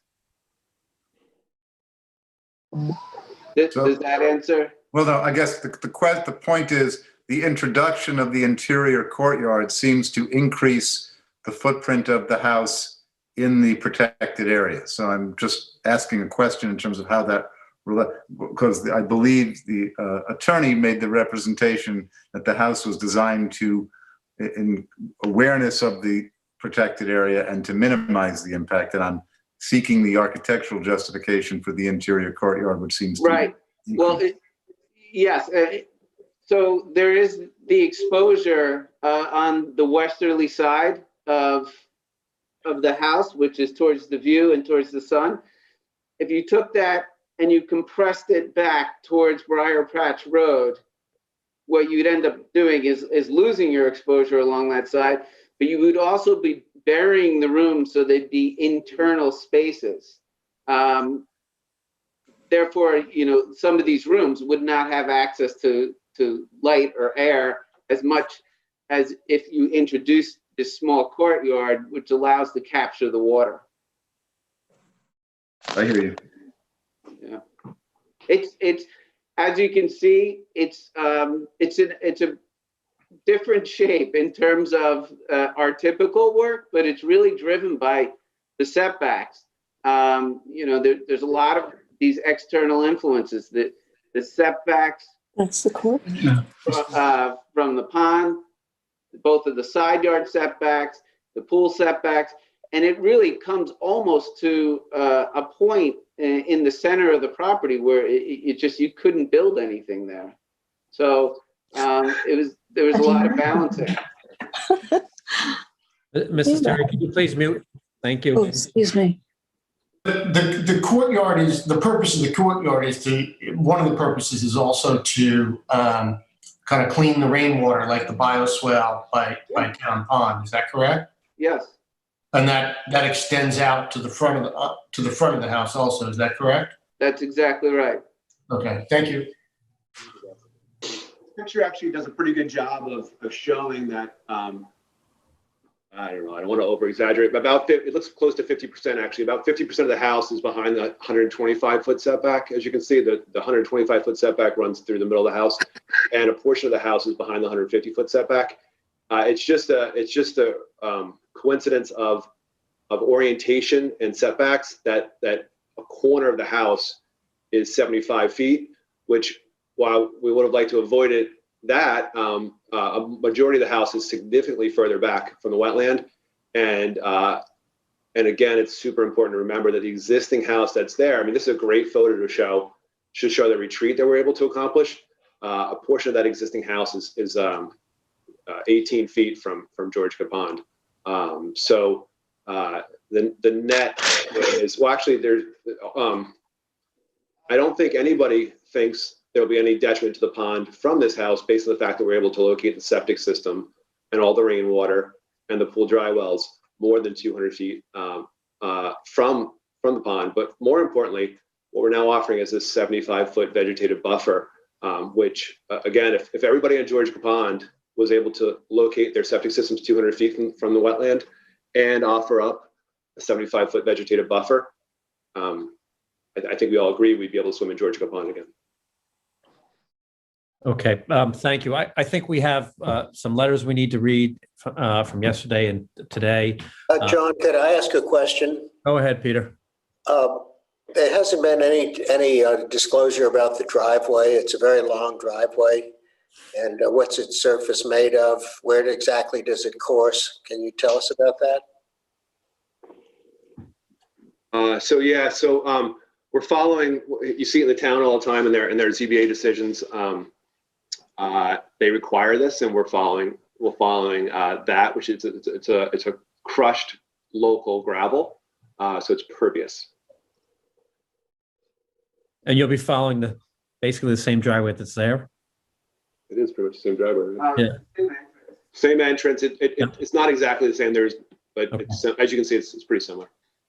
Okay. So I think we'll reconvene this meeting. We will not have a May 14th meeting, right, Pam? We will have a. That's not to try. I think we will. Okay. Depending upon what's, who's going to be there. So we'll see. All right. So I think at this point we should, what do we adjourn the meeting? We don't close the hearing, obviously, but.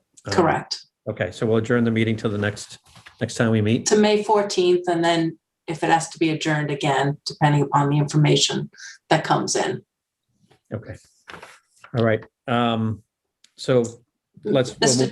Mr. Chair, do you want to go back to the Faber and Shaw application? Yeah. Well, but Laura, yeah, we can. I see Lori's on here. Yes. So, Lori, I think the consensus of the board is that we'd like to see the pool centered on that. Get it away from the Billy or Jonathan. Can you take this down? The map here so we can see Lori. He's working on it. Lori, we'd like to see the pool move more to the center of the yard. So they were trying to center it on the house and keep part of the yard open for their anticipated grandchildren. Yeah, we understand that, but I think the board really wants to get it away from the neighbor. Excuse me. So we're done with my hearing. So I could actually, if I close out, I'll stop sharing. That's what we want, right? Yes, please. Okay, I'm closing out, and I thank you for your time. Yep. Thanks, Jonathan. So that's also the neighbor that wrote a letter in support of this application. The one on that side of the property. I think we'd still like to see the pool centered. So I believe that Rachel is on the phone. Do you want to say anything, Rachel? Are you there, Mrs. Shaw? I'm here. I'm here. I'm here. Speak to the board. Yeah. Can you hear me? We can. Okay, I'm Rochelle Shaw, and my husband and I own the house. And so I would like to say something. Is this the appropriate time? It is. Okay, I'll make it quick. Okay, I raise my right hand. Do you want to swear me in or not? Oh, we do, but Pam?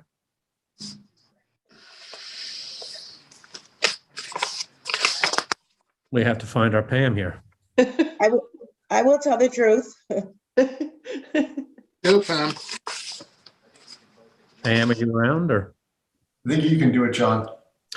Please raise your right hand. Yes. Please state your name and address. My name is Rochelle Shaw. My address is 70 Dayton Lane, East Hampton. Thank you. So go ahead, please. Okay, so I'll try to make it quick. I have multiple sclerosis, and I tell you that because that's the purpose of the pool. It's a therapy pool. We made it as small or as thin as possible, 8 by 36, 8 wide, 36 long. And a pool for us is an expensive proposition. So I want to be able to get two things out of it. Number one is exercise. So that's why it's thin and long. For my MS to be able to keep walking. And my second thing is looking at water helps people with MS and other neurological disease. So I want to be able to see the pool from the house. Our windows are towards the west of the house, and I think there's a picture around showing that. And I want to be able to see the pool. If the pool's moved to the east, closer to the neighbor who does not want it, then we can't see the pool from the house at all. The house is placed to the west or to the left. And so we want to put the pool right behind the house. So the house is 10 feet from the west neighbor. And we want to continue the pool in that same 10 feet line, of which it's an 8-foot wide pool, 8 foot of water wide pool. And to move it to the east, moves it closer to the neighbor who's complaining, but more so puts it in the middle of the yard so you won't be able to see it from the house. And also makes the yard completely pool in the middle and not usable for anything else to the right, where there already is a garden and trees and everything kind of blocking the east neighbor who complained she can't see us because there's already has a garden. So so for me to pay the money for a pool, I want to be able to use it and see it. I'm not putting a big pool, and I don't like to break any rules. There's many houses on the street that have a pool or a garage that is 10 feet from the side neighbors. And so I'm a good swimmer. I went swimming in the ocean last summer, but a wave came and knocked me down. The lifeguard had to come get me. And so I can't swim in the ocean anymore. And so I want to be able to walk. I'm sorry about the emotion. So the pool is not just for aesthetics, it's for therapeutic. It's totally for therapeutic. And if we move it closer to the house, now we're talking about the variance from the back of the house. If we move it in closer than 12 feet, then we're getting close to the bilco, and you won't be able to get into the bilco. And that makes that bilco and that basement unusable. That's where the 12-foot came from, to be able to use And it. Lori, we had it at 10 feet previously from the back of the school. No, yes, you moved it 2 feet further from that driveway. Okay. Anybody have any comments? I think I can live with it. I think I really want it centered. I mean, I'm very sympathetic to your position, but you're in a position where you can meet the side yard setbacks on both sides. But I won't be able to see it from the house at all because there's no windows there, so I can't see the pool. So there's no benefit to have a pool tucked away from the house. The house, I want it centered on the house so I can see it. And also so I can reach it. The farther away you put it from the entrance, which is on that west side of the house, then you're making it further for me to get to the pool. So I say to you, I want to be able to reach it. And what's making you not, I don't want to break rules, but what's the point? Why? Yeah. And we're compromising on the setback on the back.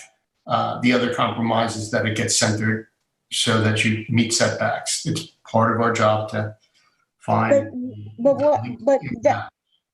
Okay, so why?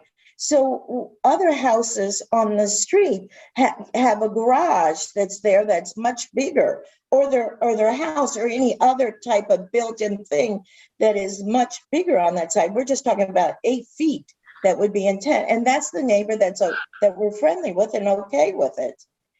And otherwise, to me, it's not worth it because I can't see the pool. It's tucked in, not in by the house. That's a choice you will make then. Thank you. All right, Joe, do you have any comments? Yeah, I have it's a question/comment, and it has to do with the tucking the pool closer to the house regarding setback. So the Bilco door that you're concerned about is located where? Is that what says CE, cellar entry? Is that what that? Yeah. Yes. Okay. Yes. And how far now is that? What is the distance between the pool and the cell entrance of the cell? I have a scale here. About 8 feet. What is the required setback from the side yard. If I could just interrupt, I'm trying to share my screen. I don't know if everyone can see that. I put the survey up on the screen, if that's helpful. So the swimming pool, if I can just interject, is 12 feet off of the rear yard lot line, which is the school. And the variance that's being sought is 10 feet from the westerly property line. The required setback is 20 feet. So the swimming pool would have to be shifted 10 feet to meet the required side yard setback, which would put it, the westerly side of the pool would put it roughly where my mouse is to be in a conforming location. So Billy, what is the rear yard setback required? The required rear yard setback is 20 feet and it's proposed to be 12. But don't forget in the aerial photograph, what's behind us, well, first of all, this entire property is completely screened with stockade fencing and very tall trees, evergreens, very tall. So it won't be seen from the school or from the neighbor. But also, it's not a school that's behind us, it's a driveway for the school. I'd just like us to understand what the dimension actually is between the entrance to the Bilko door and the edge of the pool. It's 8 feet, which is probably the amount of distance you would need to be able to turn and move your chaise lounges downstairs for the winter. And that wood deck there is about 18 feet wide, correct? It's not a deck. It is. The little wood deck? So Yeah, the steps going outside, they're about 18 feet wide. That is correct. Yes. Jimmy, I just scaled it. It's 18 feet. Yeah, so if the pool was moved 10 feet to adhere to the side yard setback, you'd still have 8 feet of the pool being able to be seen from the windows there or the doors. It wouldn't be in the, it'd be all the way over. I've drawn it out so to see that, and you can't. So if you're in the house sitting at the table there, and if the pool was 20 feet to the, let me be sure I get my directions right, to the east, which is closer to the neighbor, then besides destroying the garden that's there and the trees that are there, you cannot sit in the house and see it. You won't be able to see it. I'll invite you over. So it's way too, it would be out of sight. Okay. I mean, I'm just, because you can't see it, I'm really just a little, why this is such a big deal. I understand setbacks are setbacks for a reason, but it's fully screened. No one's going to be able to see this pool. And it's even got sound attenuation by the stockade fencing and large evergreens. You know, if you take that can't be seen argument to its logical conclusion, you wind up, you can build out anything that you can screen. It's well, first thing, the windows are not 18 feet. The deck is 18 feet. The windows are not 18 feet. And it's not, and that's not the argument. The argument is not to build anything that so you can see it. The argument is it's a therapy pool. And so I'm fighting for my therapy.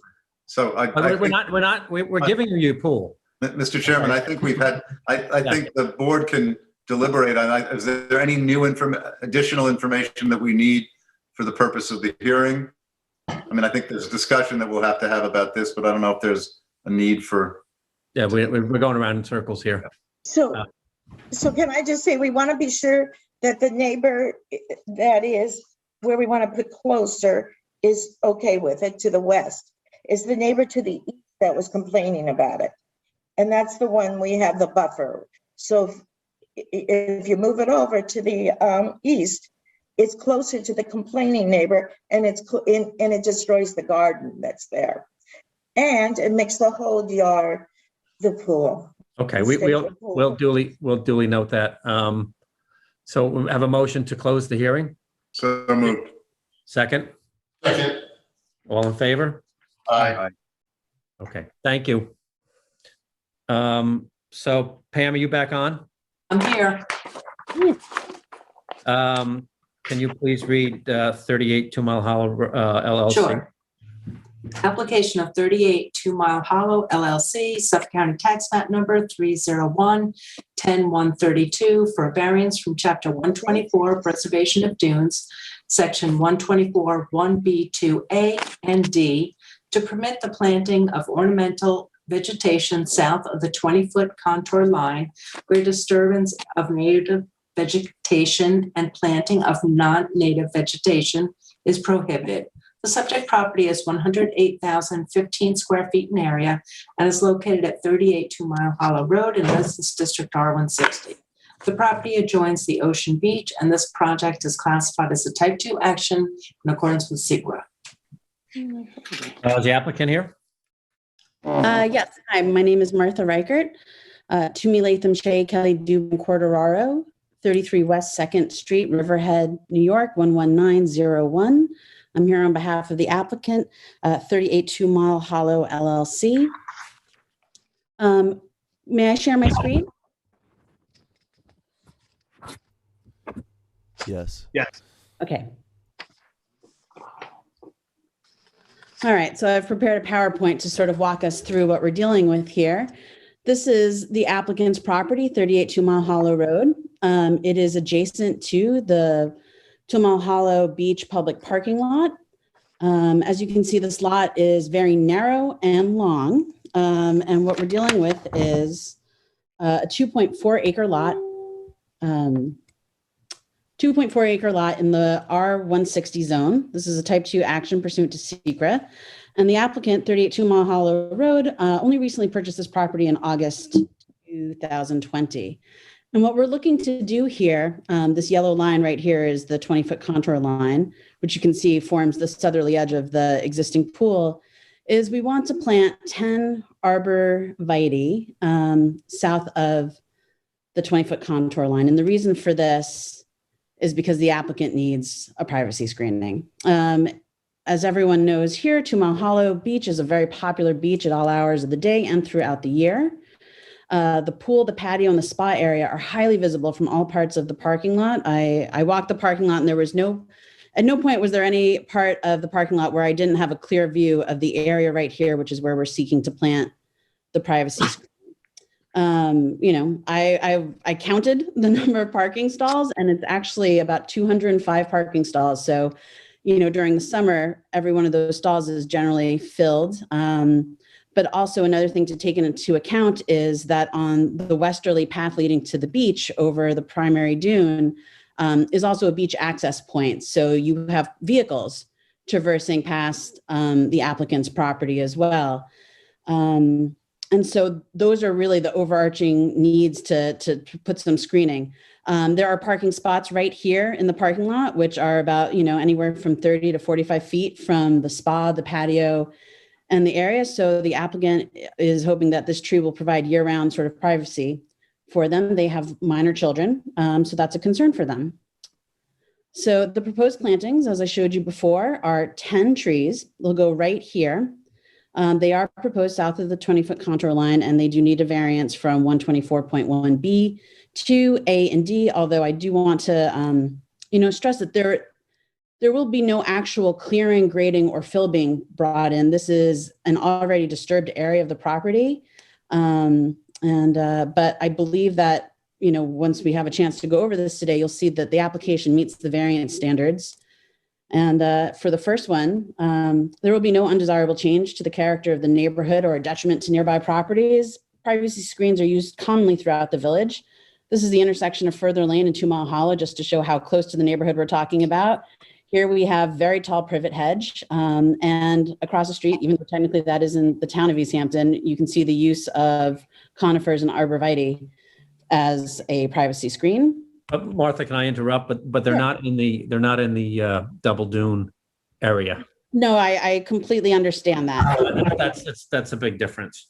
Sure. I think that what I want to sort of bring home with this particular point is that it's common for the public on a public street or byway. So I'm thinking of the impact on people coming to the 2 Mile Hollow parking lot, who would probably be the people seeing the landscape screen first, that it's common to see this.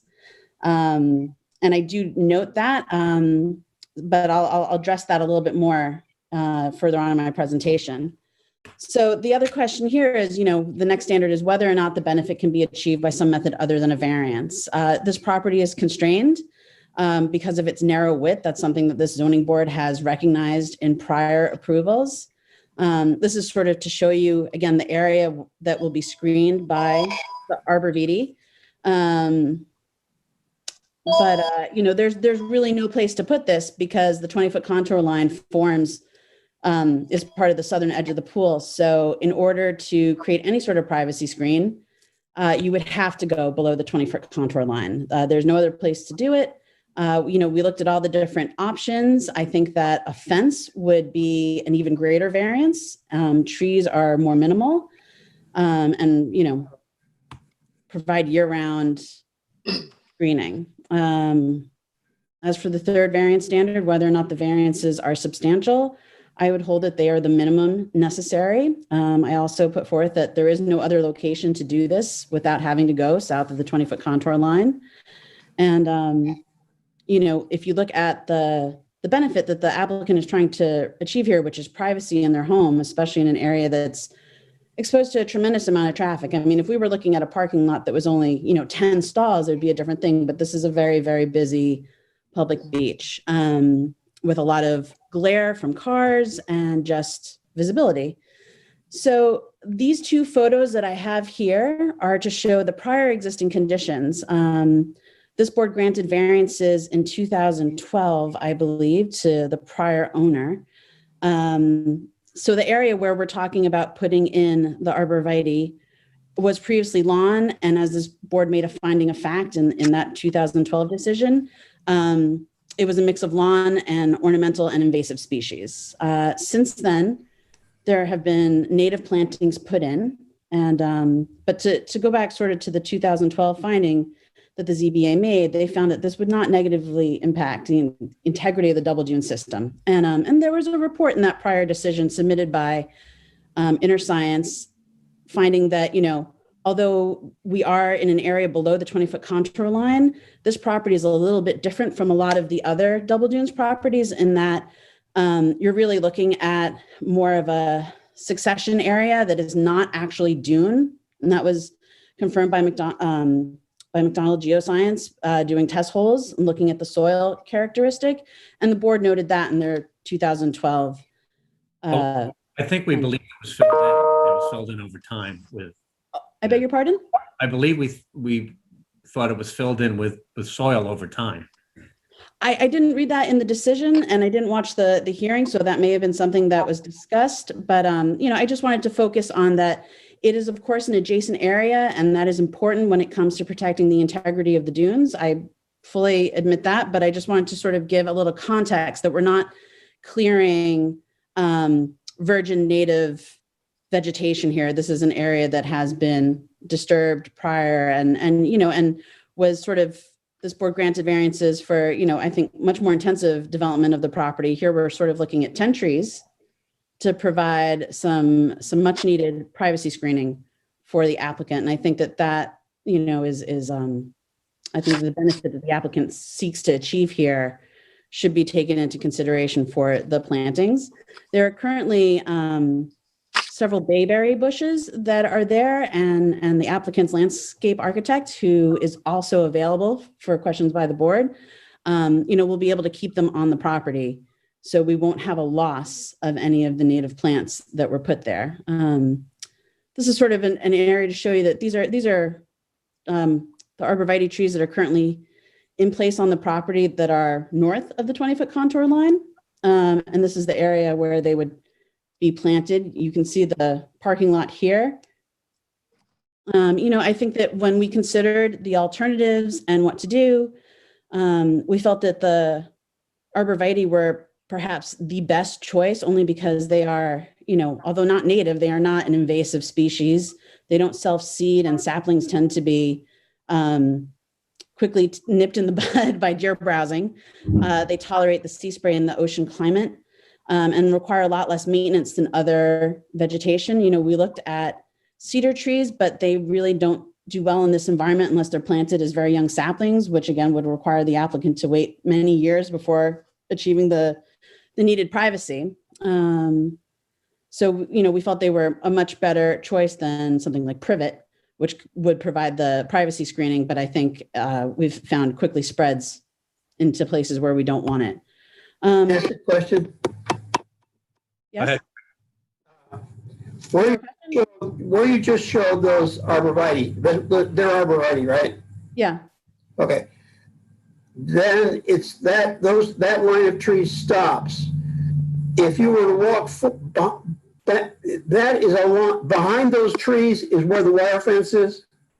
Yeah, if you look at the picture that's on the screen right now, you can see there's a wire fence. Right. That's below the 20-foot contour line, right?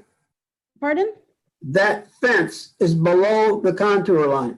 Correct. The fence is below the 20-foot contour line. And we're not going to take these, you're not going to put these trees anywhere but on the contour side of the fence, right? Absolutely. Okay.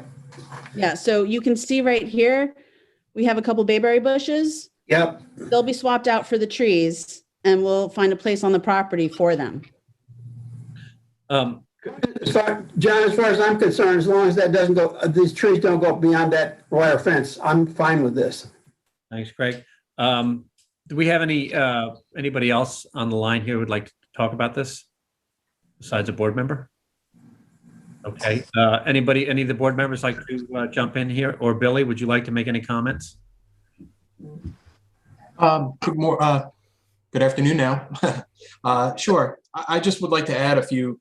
I mean, I've had some history with this property, some experience with it in the last. Billy just has to get sworn in. Sorry. Oh. Sorry, Billy. It's okay. Please raise your right hand and state your name and address for the record. Billy Hajak, 88 Newtown Lane, Village of East Hampton. Do you swear to tell the truth, the whole truth, and nothing but the truth? I do. Thank you. So as I indicated, or as Martha said, the current owner purchased the property in August of 2020. And prior to that real estate closing, the prior owner was in the process of securing a C of O, and it was discovered that they had encroached into what was the undisturbed or revegetated double dune area. So that area was restored. They brought back vegetation so that it was consistent with the 2012 approval from the zoning board. And that property owner was then issued a C of O, and the real estate transaction occurred. About a month later, this property owner was issued a notice of violation for reintroducing the plantings which are subject of this application. So they put the plantings in, removed them again. We signed off on the vegetation that's shown on this, probably on this photograph. So this is the third round of putting arborvitaes back in an area that in 2012, I just want to point out what the zoning board had done in that application. It was a variance for the swimming pool, which was, I believe the zoning board had 5 or 6 work session or hearing meetings to discuss that project, which started out with a swimming pool that was south of the 20-foot contour line. And as a compromise, the board accepted the argument by the applicant that the pool was being proposed in an area that was at the 20-foot contour line, which violated the setback, but the idea was to adhere to the contour line, and that the area south of the contour line would be restored with a heath type of dune, a dune environment that was the northern end of the Atlantic double dunes transitions from a traditional dune system to a heath forest, which consists of high bush blueberry, low bush blueberry, pine trees, oak trees, sassafras. It's a diversity of vegetation, but it's still technically a dune environment. And what the board had approved was a transitional revegetation plan for that area. So that was considered to be mitigation for the variance for the swimming pool. So what this project would do would be eliminating that mitigation that was required in the 2012 determination. My personal opinion or recommendation would be to fully explore the possibility of proposing a native planting plan here that would act as screening. And I think the prior owner had received permission to put in cedar trees along the property line adjacent to the parking lot. So I'm not sure that the photograph that was shown of the house under construction, I don't think that was completely reflective of the current conditions of the property. I think actually here you can actually see some of the cedar trees that were planted to act as a buffer. So, I think, one good question of the applicant would be to fully explore the possibility of native trees. I understand the issue of deer browse, but, arborvitaes are suspect to deer browse just as much as cedars or holly trees are. So, okay. Thank you, Billy. I agree with Billy. I think we spent a lot of time on this in 2012 trying to get this right. I think that a native planting plan really should be in effect at this property. Any other members like to comment? Mr. Chair, I think that's correct. I agree with Billy. I agree with what you just said, and I think that especially where there are the board has heard it before, where there are conditions that are imposed as mitigation, and where there's an agenda that it's the applicant's desire for enhanced screening is understandable. The advice from the town planner to use native and explore more fully native vegetation is correct. I'm going to agree with that. I also feel that I concur with what was said previously. I feel that the applicant went into this with eyes wide open, knowing what they were getting, and I would like to see a native planting plan as opposed to arborvitae. I believe that we have the applicant himself, and also we have our landscape architect. Could would the board consider hearing from them? We can hear from them, but I don't think it's going to change our mind. But if you'd like to go ahead, please. If Jeffrey Nimmer is there, I'd love for him to be able to sort of address some of the native planting requests of the board. Just perhaps we can even get further clarification. I am here. All right, great. Jeffrey, we got to get sworn in by Pam. Pam? Sure. Please raise your right hand and state your name and address for the record. My name is Jeffrey Nimmer. My address is 123 Stevenham Path, East Hampton. Do you swear to tell the truth, the whole truth, and nothing but the truth? I do. Thank you. Go ahead, Jeffrey. So I'm a big fan of native plants and red cedars in particular. The issue with them here is that, as Martha said earlier, small ones will do okay and become acclimated to this seaside exposure. But to bring in decent sized trees that will actually make a difference in the screening, they don't typically do well, was my biggest concern.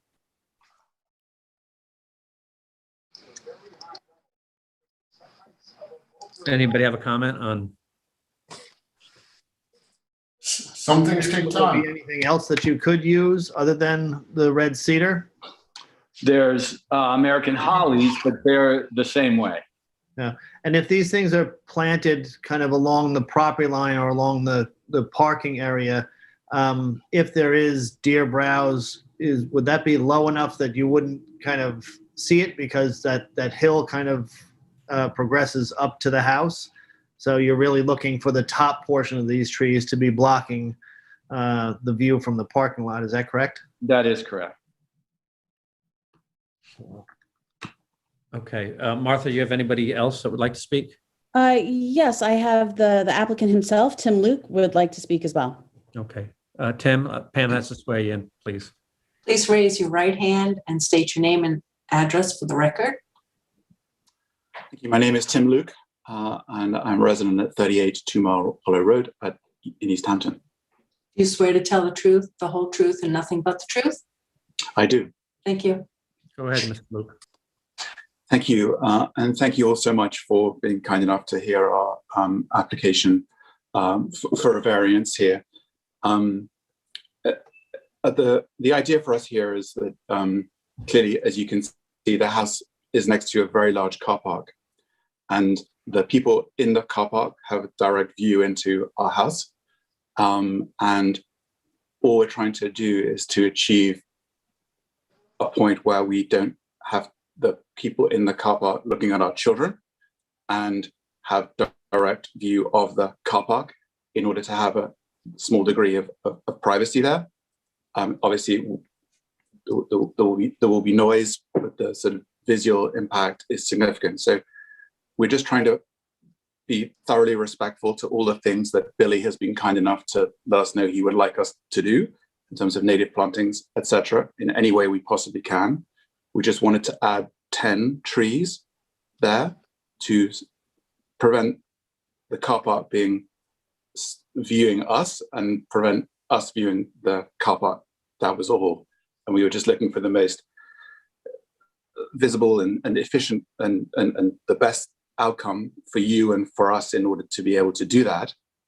The strong advice that we had from the experts, being Jeffrey, who has been very active in the area, was that the only way to do that really was to choose this particular type of tree. Hence, we had wanted to use 10 of those trees. And we obviously wanted to do that just within the confines of the property and the fence, and do it in as minimally disruptive manner as we possibly could. I have to say, when we moved into the property, we did not know that it would not be possible to have something that screened out the car park. The prior owner of the property had, as you know, had never lived in the property. So we obviously moved into the property, and the first thing we wanted to do was to provide some screening from the 200-person car park. That was all. Happy to take any questions. And again, appreciate your taking this and considering it. Anybody, Jimmy or Joe? And again, we're flexible. We're really trying to do this in the least disruptive way possible, in the most respectful way to the board, to the natural habitat, which we adore, and trying to be and to do whatever you think is the prudent thing, but also at the same time to have something which does act as a screen from the 200-lot car park. That's all, John. I take into consideration what you said, John, before, that you were on the board before when the previous owner came in front of the board, and you guys had some long discussions about this. I would really hope that they could really go back and see if they could find some alternative that maybe is in keeping with the natural vegetation. I feel for you, and I know how privacy is something that everyone wants, especially from a parking lot. But I think if we can find something else maybe that can be used, then I wouldn't have a problem with it. Something more native. May I ask Jeffrey, who is the expert, is there anything else that you could consider might work? Because otherwise you just have a house next to 200-person car park with no screening. Based on the list of native plants, it's the stuff that we talked about already, red cedars or American hollies. Which, like I said, bringing in, bigger ones that will actually make a difference, they typically don't do well in that setting. My only observation, Mr. Chairman, would be that it's likely that in order to get the applicant's desired effect, it may take, the reality is using the natural, the native vegetation may take a little time for it to grow into the appropriate levels. But that's a reality of the condition. I'm sympathetic to your needs, but I think that we did spend a lot of time back in 2012 on this to get this right, and we'd really like to see native vegetation. Could I share my screen and show the plan that was approved by the board in 2012? You can. All right.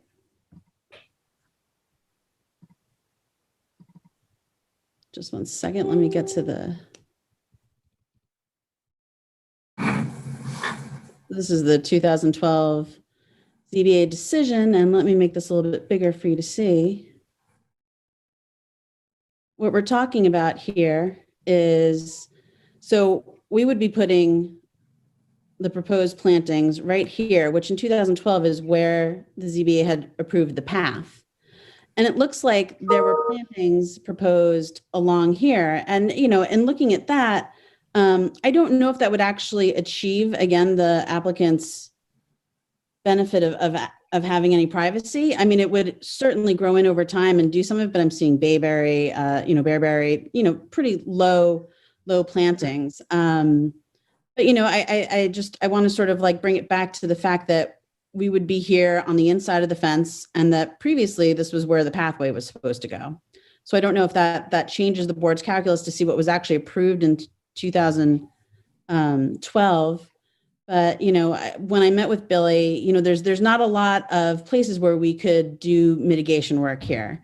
We have proposed that any of the bayberry bushes that get moved, we would keep on the property. There's some space over here. I don't know if the board would consider something because, below the 20-foot contour line, we have, it's very densely vegetated. So there's not really any mitigation work we could do there. So I would also ask the board to consider, we'll go back and we'll look to see if we can do anything differently revegetation wise, but this is really the only option that we have right here to achieve that desired effect of privacy because it is very exposed. I walked the property myself. The photographs that I showed with the construction are not from 2012, they're from January 2020. So those are recent photos and it's an exposed area. When you're at the top of the dune, you can certainly see what everyone is doing on the patio and the porch. So, I'd ask the board to keep all of that in mind as they consider this application. So Martha, we can close the hearing, or do you want to come back with an alternative plan? No, I'd like to keep it open and we'll confer. We'll see if we can come back with an alternative plan. I've heard the board's recommendations and suggestions, so we would like to come back at a later date. That's great. Okay. So let's adjourn this hearing, Pam. Thank you for your Yes. Thank you. Thank you. All right. Will we be at the next meeting or a future meeting? I think it's when you're ready. Pam? Let's do May 14th, and then we'll go from there. Thank you, Pam. I appreciate it. You're welcome. Thank you.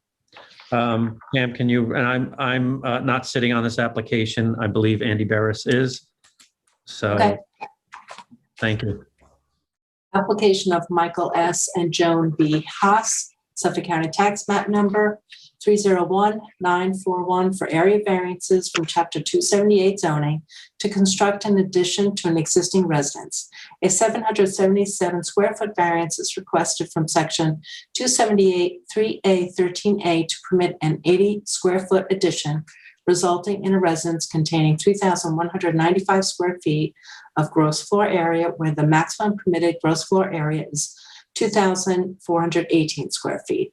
The legally pre-existing residence contains 3,115 square feet of gross floor area. An 8.2 foot variance is requested from Section 278 3A 3A to construct the addition 21.8 feet from the front yard lot line where the required setback is 35 feet and any other relief necessary. The subject property is 14,178 square feet in area and is located at 19 Dunmere Lane in Residence District R40. This project is classified as a type 2 action in accordance with SEQA. Thank you, Pam. I believe the representative for the applicant is here. Trevor, would you like to kind of walk us through this first? Certainly. Good morning. Trevor Darrell, Fleming and Darrell PLLC on behalf of the Haas's, who are the applicants here, and I think they're also on the video as well. What we have here is, I think give the board a little reprieve for the morning, has nothing to do with any natural features. We're dealing with straight setback variances and a GFA variance, which, as Billy noted in his memo to the board, the variance actually that we're requesting is a 777 square foot variance, but that's misleading in that what we're actually asking for is an 80 square foot additional bump out to an existing non-conforming residence. So the applicant and Mrs. Haas is currently uses a walker, and she doesn't use the stairs. She can go about 1 or 2 stairs up is all she's able to handle, and she may ultimately be a situation where she's needing to use a wheelchair. So the bedroom that they use is on the first floor. Currently is the same room where we're proposing the bump out. It does have a queen bed for her and her husband, but there's no space to get around the bed with the use of the walker. So we're asking for the additional 80 square feet bump out, which is the 4 by, distance that allows her, then would give her the ability to traverse around the bedroom to get into the side of the bed, which would allow her access and mobility to that bedroom. The front yard setback is based on the location of the current existing bedroom. So we're adding on to the structure where it is and not going up. So the roof line where it comes out continues off of the existing house out towards the street. From the roadside, looking at the residence, while we're asking for setback relief from the road frontage, the neighboring parcels, both on our side of the street to our east and our west, actually sit nearer the street than our proposed new addition would sit. So we're certainly staying within conformity to the neighborhood.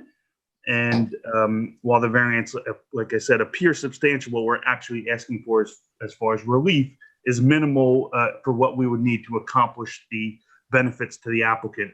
And I think certainly the benefit to the applicant outweighs any detriment that's created by this application, in that the applicant needs this addition. It's not a want variance. This is a need variance.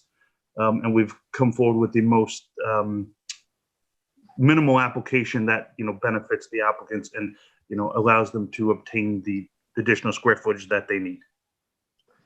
Right. Actually, it does appear that this is the most minimal application you could do. You're asking for 4 more feet out to allow for access for the resident around the bed and everything. So I don't really see a problem with this on my end. I'd ask that the other members of the board please give their opinion. Andy? I think it's pretty minimal. I have no problem with this application. Okay. Joe? Anybody from the public? Oh, I'm sorry. Yes. Is there anyone from the public that would like to speak? Currently, there's no callers on the line. Great. Joe? I think there's a legitimate case that's been made. I don't have a problem. Okay. Craig? No, I don't have any problem. Does the shrubs that are there, will they be disturbed, or can you move them out, or does you can just leave them alone? Yeah, I believe they can be left alone. There's no the ones on the street. I'm fine with this. Okay, great. Thank you. And how about you, Philip? I don't see any other way to accomplish what the applicant's trying to do in this situation. And I also concur with what Mr. Darrell said about it fitting into the neighborhood based on if you're facing the home, the houses to the left and the right, and where they sit in relation to the street. So I'd be in favor of this application. Thank you. So I would ask that we move to close the hearing on this for determination. I'll move. Second. Thank you. All in favor? Aye. Thank you. I'll turn it back over to John.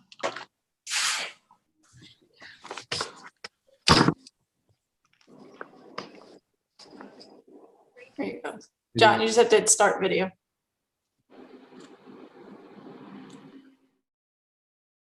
Yay. And unmute. And unmute. Okay, so thank you, Jimmy. Pam, can we move on to the next hearing? Sure.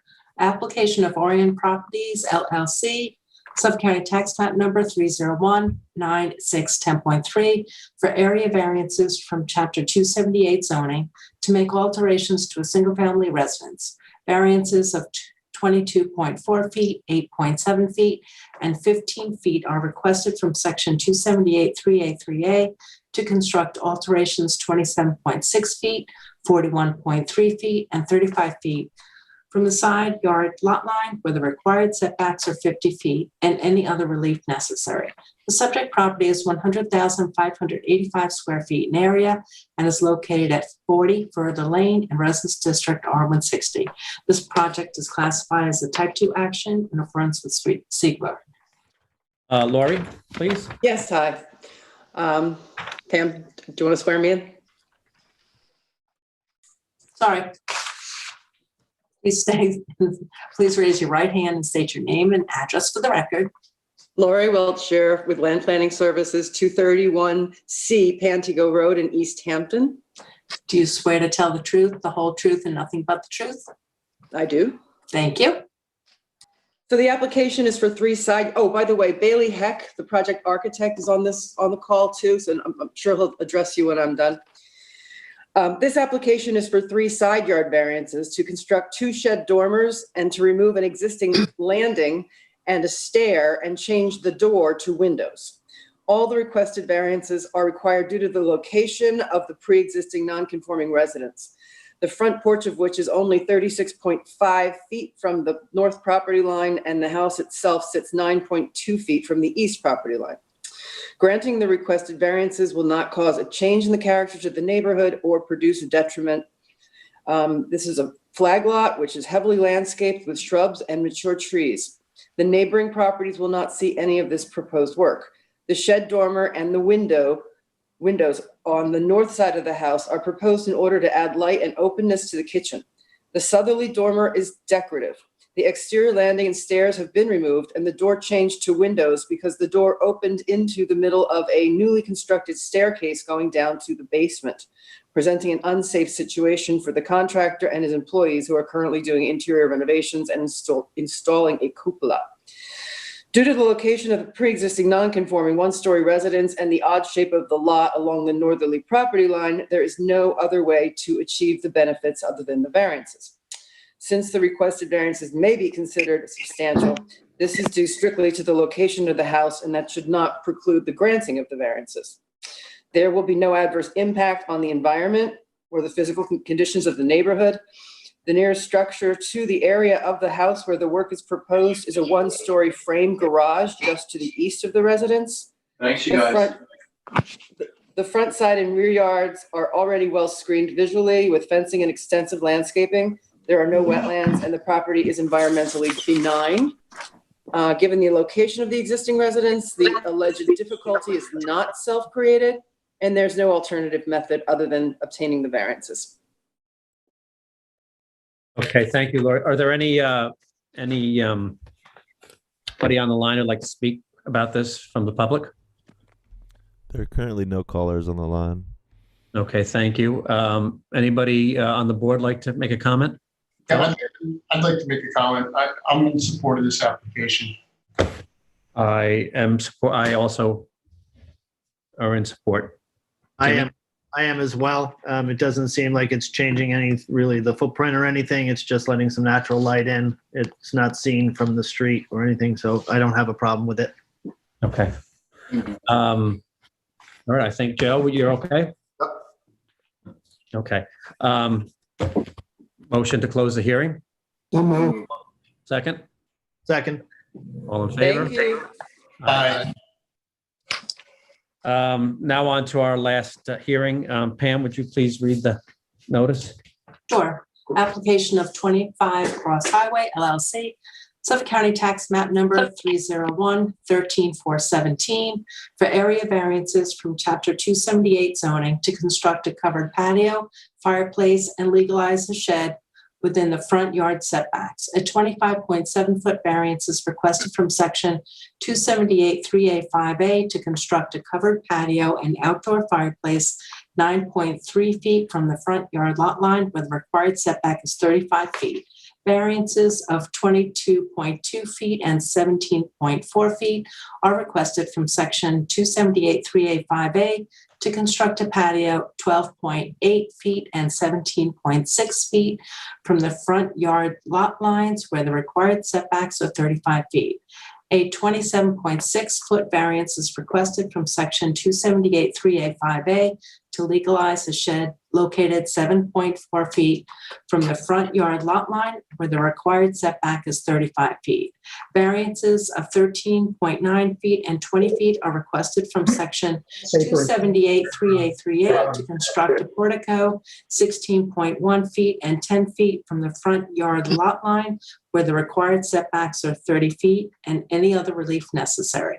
The subject property is 16,651 square feet in area and is located at 25 Cross Road in Residence District R80. This project is classified as a type 2 action in accordance with SEQA. Is it Andy or is it Lenny? Just one second, just make sure, Joe has recused himself, I believe. Just so we know who the board members are here. Pam, can you please read who's sitting on this application? Pam? Yeah, I keep getting thrown off my internet. Go ahead, Pam. Yeah, Mr. Rose has recused himself. Yes. Joe, can you just state for the record that you've recused yourself from this application? Sorry, I state for the record that I have recused myself. Thank you. I'm going back on. Thank you. So it'll be Mr. McGurk, Mr. McMullen, Mr. O'Connell, Mr. Humphrey, and Mr. Barris. Okay. Andy's going to take it, John. Okay. Andy? Thank you. Andrew Goldstein, Ackerman Partners for the applicant. The applicant is a young family with a married couple with a 20-month-old infant and expecting another child next several months. They bought the property in 2019, and having lived in it, we're using the area on the south side of the house to sit and to barbecue and to eat outside. And that use led to plans to create a more livable space, a patio, a covered patio, and an outdoor fireplace to be used principally to cook. The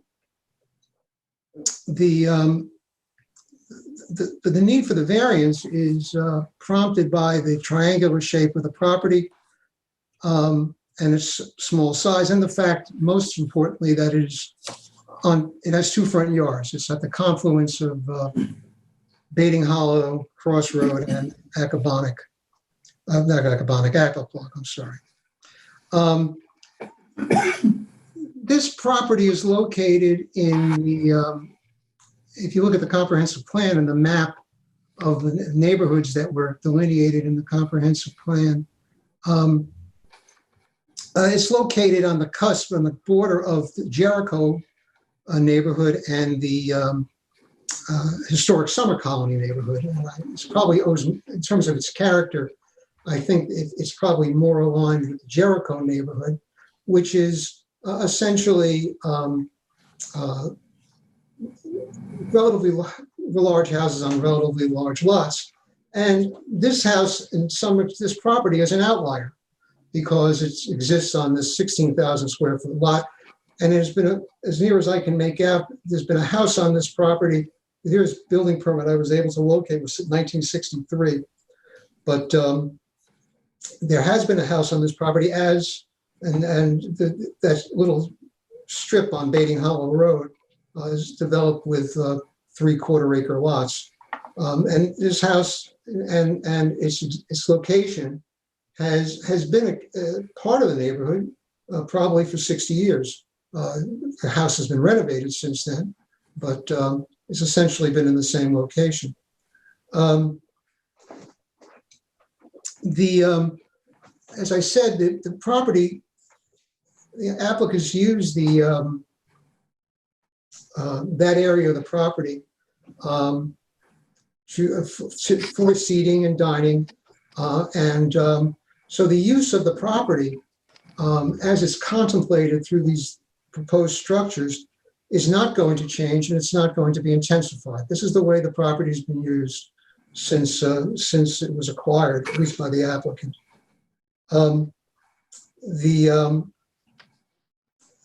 So as we go through the variance standards, the first question is, does it create an undesirable change in the character of the neighborhood or any detriment to any nearby neighbor?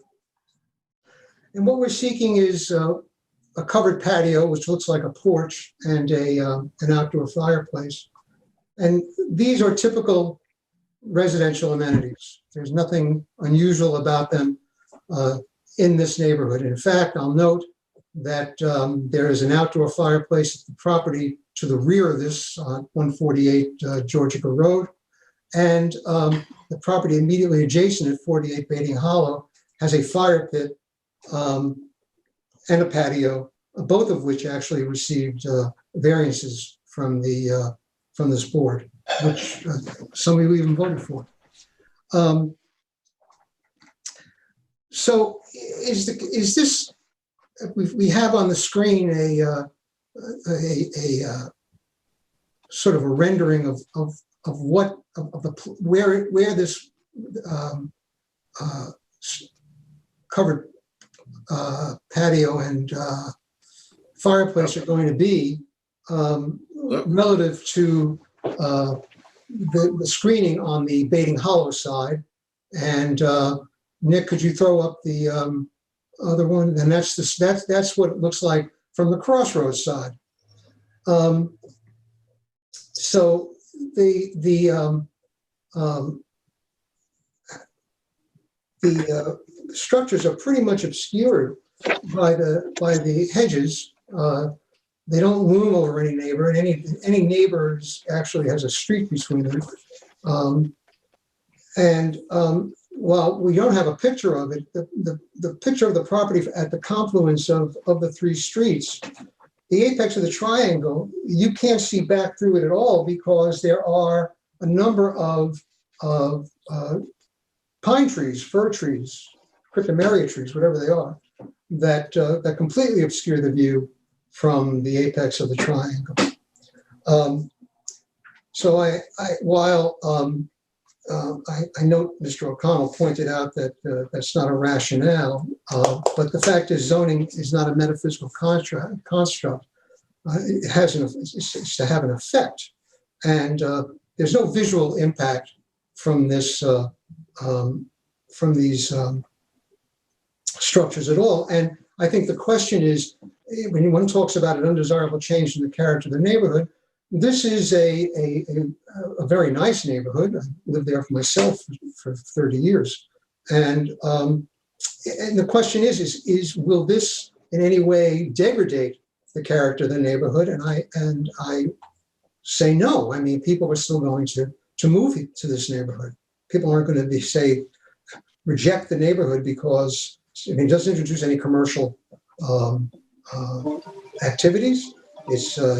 It facilitates a residential activity, a purely residential activity, which has been going on. Yeah, I'm on a hearing. I'm going to have to call you back. Okay. Which has been going on since the applicant purchased the property. So this doesn't create an undesirable change in the character of the neighborhood. Indeed, area variances are not uncharacteristic of the neighborhood. The property next door received sort of a similar variance for a patio and a fire pit. And that was held not to, that variance and the proximity of those structures to the property line was held not to violate and create an undesirable change in the character of the neighborhood. So if there is a contrary feeling on the board as to that aspect, I guess I would ask for it when you discuss the application.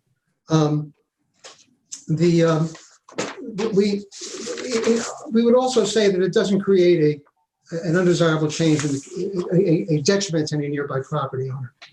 And in that regard, three neighbors don't like this application.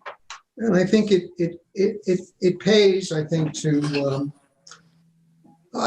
sort of look at what they have to say and see whether that there's any rebuttal and whether or not these objections are well-founded. The property at 17 Aberclog Road has filed a letter in which it complains about a fire pit at the apex of the triangle.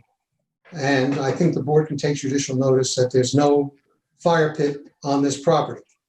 And it talks about the amount of party noise that travels from their current fire pit in the triangular section of their property. this is a family. This is a family with an infant. They haven't, and at least in the last, since they've owned the property, we've been under COVID rules. So I'm not sure what parties they're being complained about. I mean, the client reports to me, the applicant reports to me that there was an instance, they did have 4 people over for New Year's Eve, and they did barbecue lamb in the, there's a barbecue outside now, some kind of smoking barbecue. But he said that they were indoors by 8 o'clock. Again, I'm not sure what noise could have been created here. This is a desire to have a patio. And it's just people can sit outside and talk and to the extent that noise is a threat, the applicant would certainly agree that there should never be any speakers, and to certainly enforce that, would file a covenant restriction on the property to that effect. So I'm not sure. I spoke to Mr. Reed. He said that he went over once and there was some spinning going on. It may have been the barbecue that they saw, but again, that would not have been late at night. And I note that Mr. Reed's property, using the rough estimates from the GIS, Mr. Reed's property is 200 feet from the edge of the applicant's property. Mr. Reed's house is 250 feet from the edge of our property. So that's actually from the site of the proposed patio. So that's Mr. Reed. Mr. Slivka has just beat the clock and gotten in a comment letter. And again, I have to say I'm surprised at this because I spoke to Mr. Slivka. When I explained what was going on, he had no problems with it at all. But I guess Mr. Slivka doesn't seem to understand what's being proposed, because he quotes in his letter, it's also unclear exactly what the proposed addition encompasses. Well, I don't know if he saw the plans or but he makes the point. He says the proposed structure will be ugly and cause unnecessary noise. Well, I don't think it's an ugly structure. It looks like any other porch.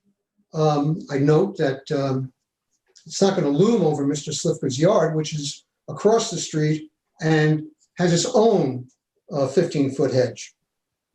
So I'm not sure Mr. Slivka could really be able to see it. I note that the village does not have architectural review for private residence. Is not in a historic zone, but I think that this is not neither the fireplace nor the shed nor the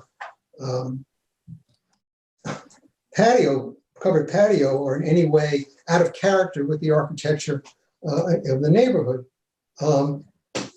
Unnecessary noise. I mean, again, this is a family, a small family, that just like to sit outside in an area that won't get muddy. Eat outside in an area that doesn't get muddy. I'm not sure what the big complaint about this is. He has a vehement objection, but again, I'm not sure that it's well-founded. And now we turn to the last, which is the property at 25 or 23 Acapog Road, which Mr. Whalen represents them. I don't know if he's here to comment on this or not, but Mr. Whalen filed on behalf of this property a letter which is well crafted. And I think the first thing we have to note about 23 Appoquog Road is that the edge of this property is 135 feet away from the apex of the triangle. And I guess the most salient fact about this property is that it's vacant. There's no house on it. And if were a house to be built, the house would be 205 feet from the apex of the triangle. And so, or possibly I misspeak, it's from the patio, not the apex of the triangle. So Mr. Whalen, on behalf of this vacant property, writes a letter in which he talks about zoning and what the zoning is designed to prevent. And then he talks about what might possibly ensue here. And I would suggest to you that the effect of all of this is what he's complaining about is totally speculative, since there's no house on the property. So it's but he talks about the present application proposes to set a busy outdoor dining and entertainment area. So again, you have 2 adults and 1.5 infants living in this house.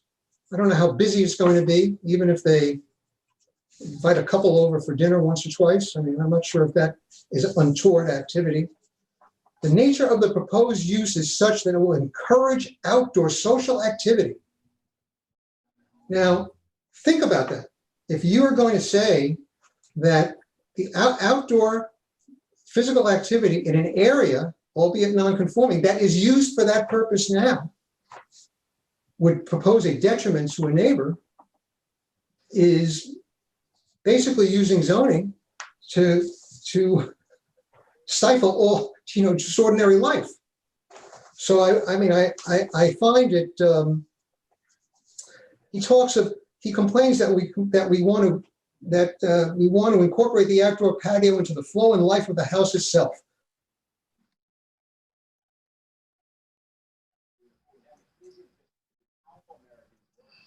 Okay. We just lost Andy. We lost Andy. Give me one moment. I'll try to get him back. Okay. I'm having the same issue here. Oh, really? That is a. We lost you for a minute. Okay, he's back. They're back. So in any event, so Mr. Whalen complains that that somehow this outdoor patio we intend to incorporate into the flow and use of the house, as though that is somehow inappropriate and somehow a detriment to this neighbor. Again, I think it's entirely speculative. To the extent that this could be used for any kind of noise, vis-a-vis speakers. I mean, there will be no speakers, and we're willing to CNR that to that effect. But they bring up the other side of the house as a potential location for this, and I will note that this house received a variance for an enlargement, an enlargement also within the setback as it happens. Nick, could you put that the survey with the marking with the black line around it?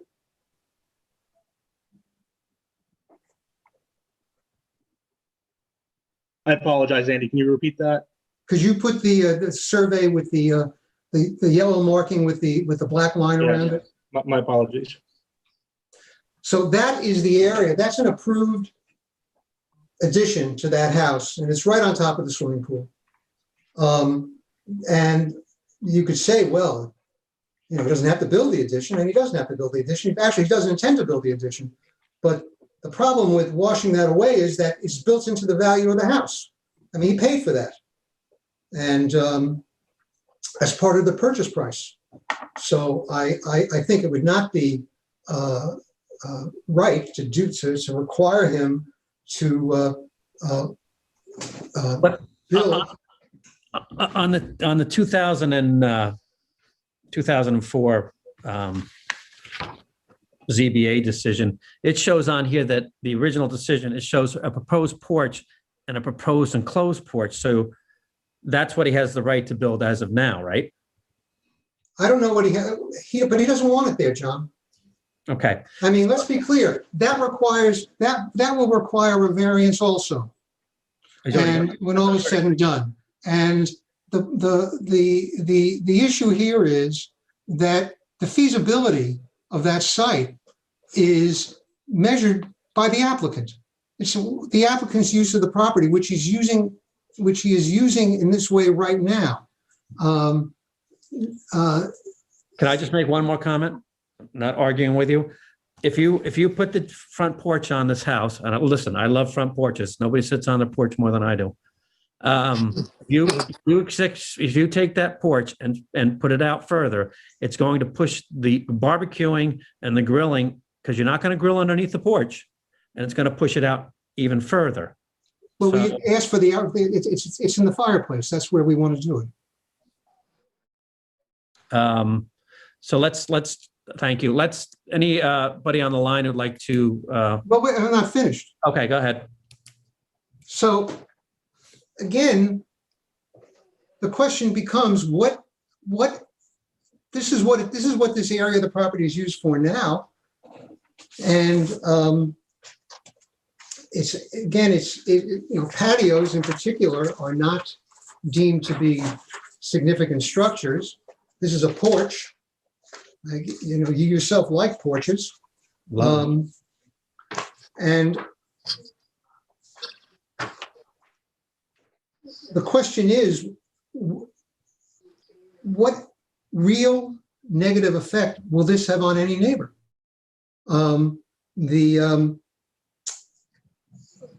This is a significant variance. It's a big variance on a percentage basis. But the mitigation on that is that the nature of the property and the nature of the two front yards, the shape of the property and the two front yards will mean that this will have actually virtually no precedential effect. I don't know how many of the triangular pieces of property there are in the village of East Hampton, but those are the only other neighbors, the properties that could say, okay, you did it here, now you got to do it for us.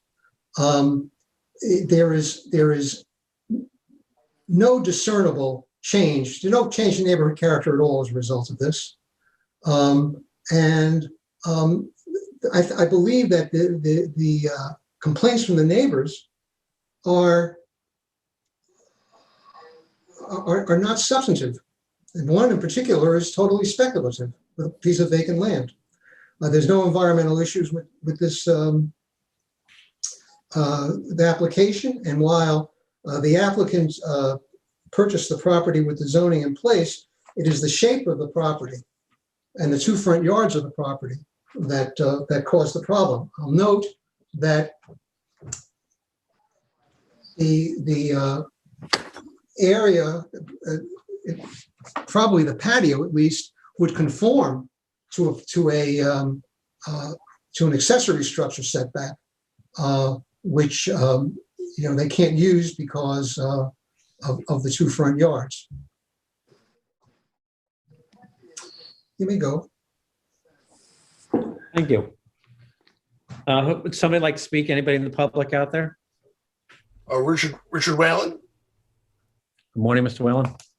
Or good afternoon, actually, now. It is very much so. You can hear me okay? Yes, sir. All right. Good afternoon, members of the board. Richard Whalen. I represent, as Mr. Goldstein indicated, I represent the owners of 23 Appoquog Road. That is pretty much due south of the subject property.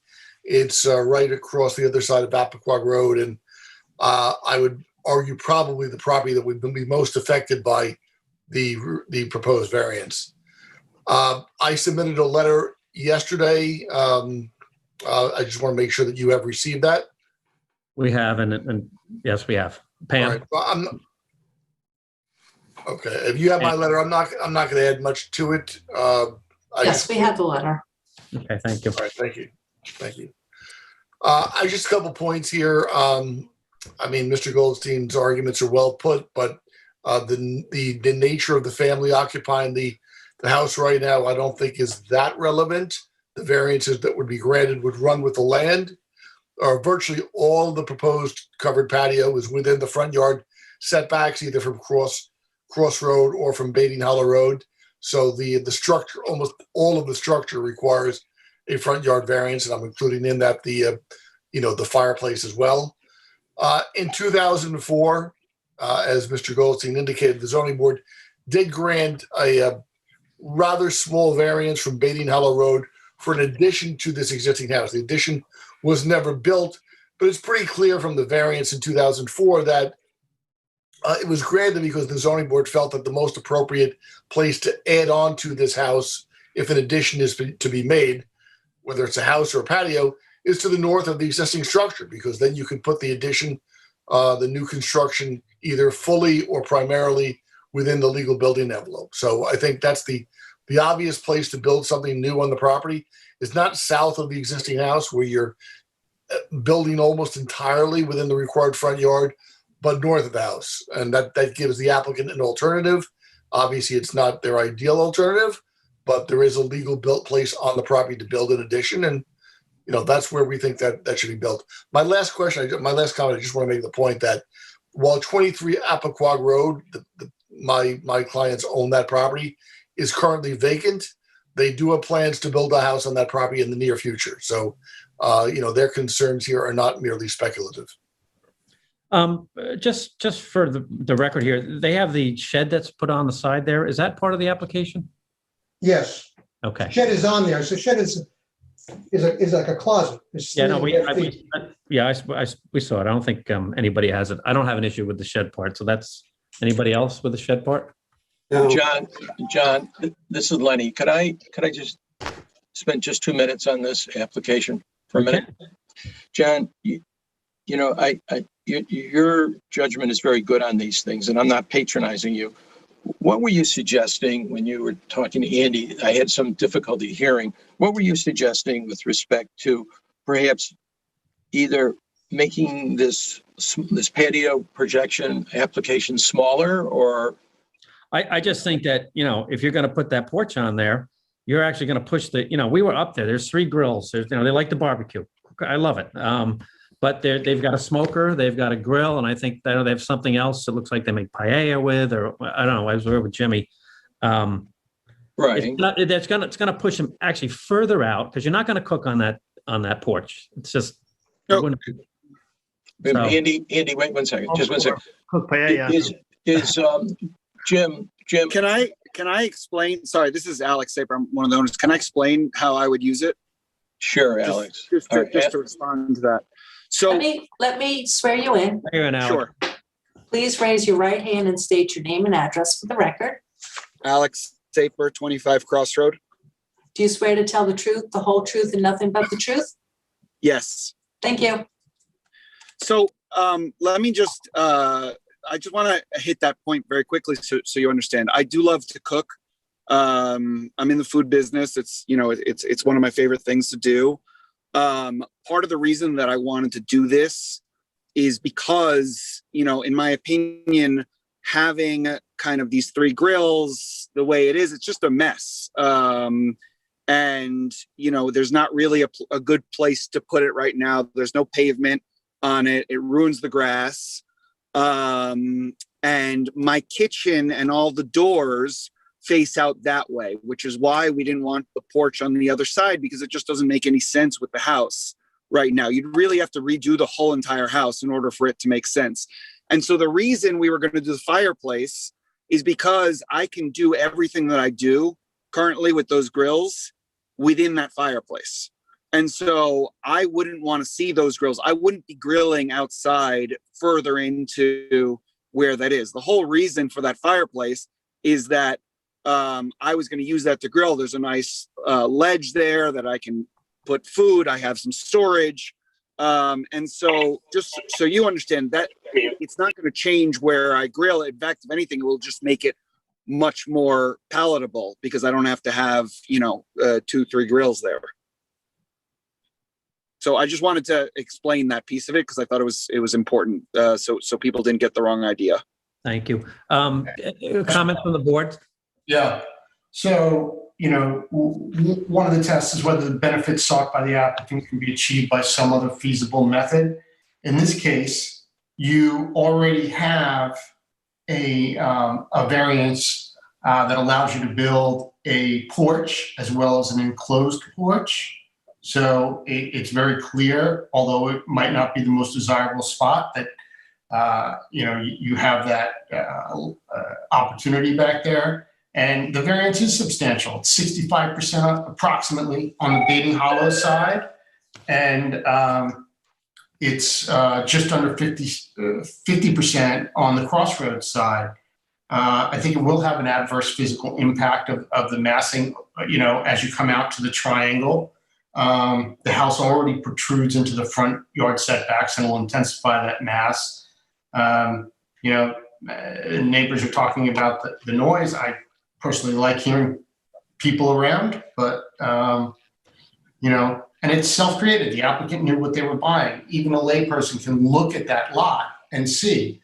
Obviously, they were advised, as Andy said, because part of the value of what they paid was that pre-approved, the approval from the ZBA to get that addition on the back. So, this is not something I'm in support of.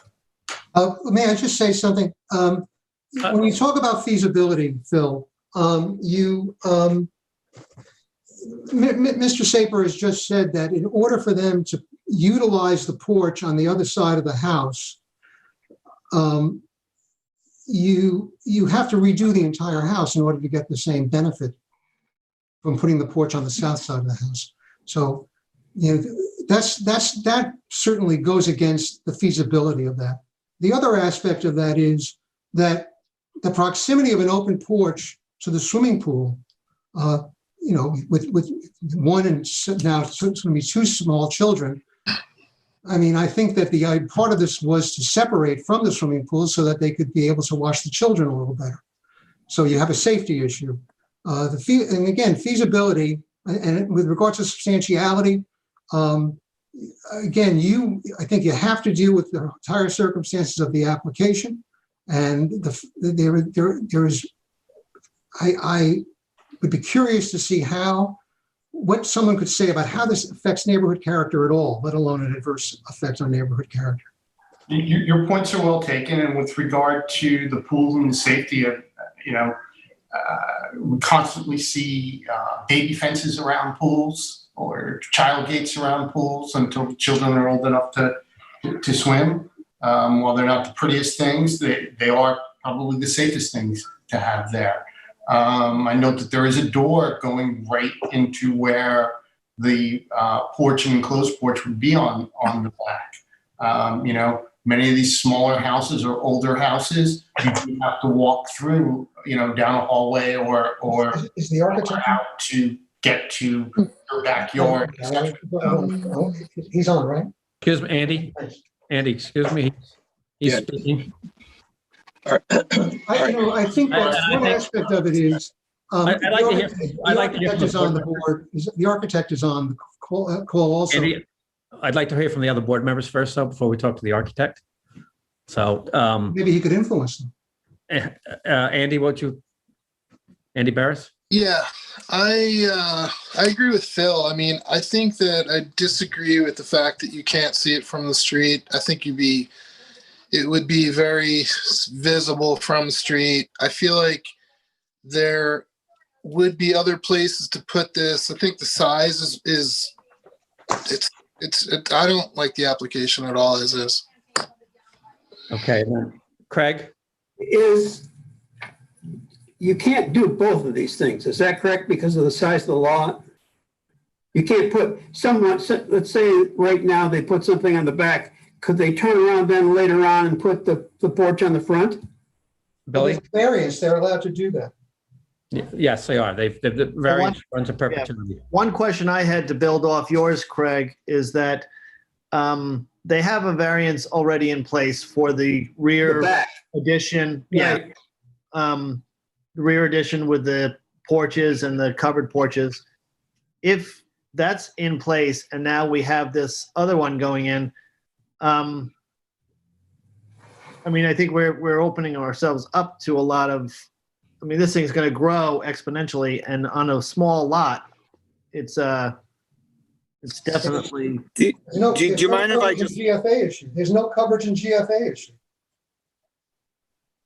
Yes, but the problem is the massing and everything is in the front setback lines. And the other thing that I had from your rendering is I don't think that chimney is an actual accurate display of what that's going to be, because there is a code that says a wood burning fireplace has to be 2 feet higher than anything within 10 feet. So that chimney is going to go about halfway up that roof. So it's going to be a much taller chimney, and that's nothing about the design of it. It's just the code, and that has to be taken into account as well. So, Jimmy, we've heard from Andy. We've Craig. Well, I did not really think much about the backyard and the fact that they've got a go on that already. And it takes the activity inside the lot more so than the front porch does. The noise thing may in fact be reduced. So it's a tough call for me. I like the idea of the porch in the front as proposed, but I think that if they already have permission to do it in the back and it's going to reduce the possibility of noise being transferred outside the property, I think I'm going to have to go with that. Do you mind if I just say one more thing? I'm sorry. Is that okay?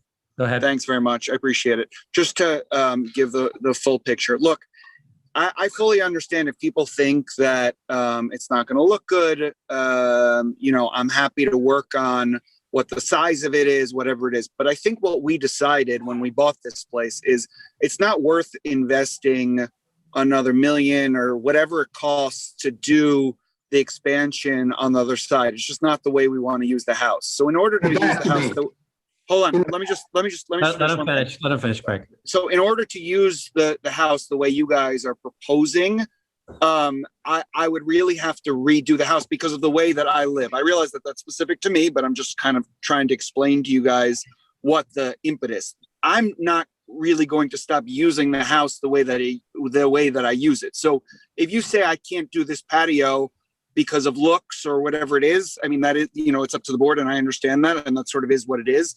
But I'm still planning on cooking out there and still planning. It's just easier because of where the doors are with all of that stuff. The way that I live my life, the way that we live our lives, it's going to be more on that side. So I was hoping that we could clean up that area a little bit and make it look nicer and make it feel more like a home from that perspective. I fully understand the argument about that it's already approved and needs to be on the other side, but that was real envisioning a different form of house. When the original owner when the original owner wanted to do it. And with regard to noise, I just want to say one thing, because it's really surprising to me that there were noise complaints.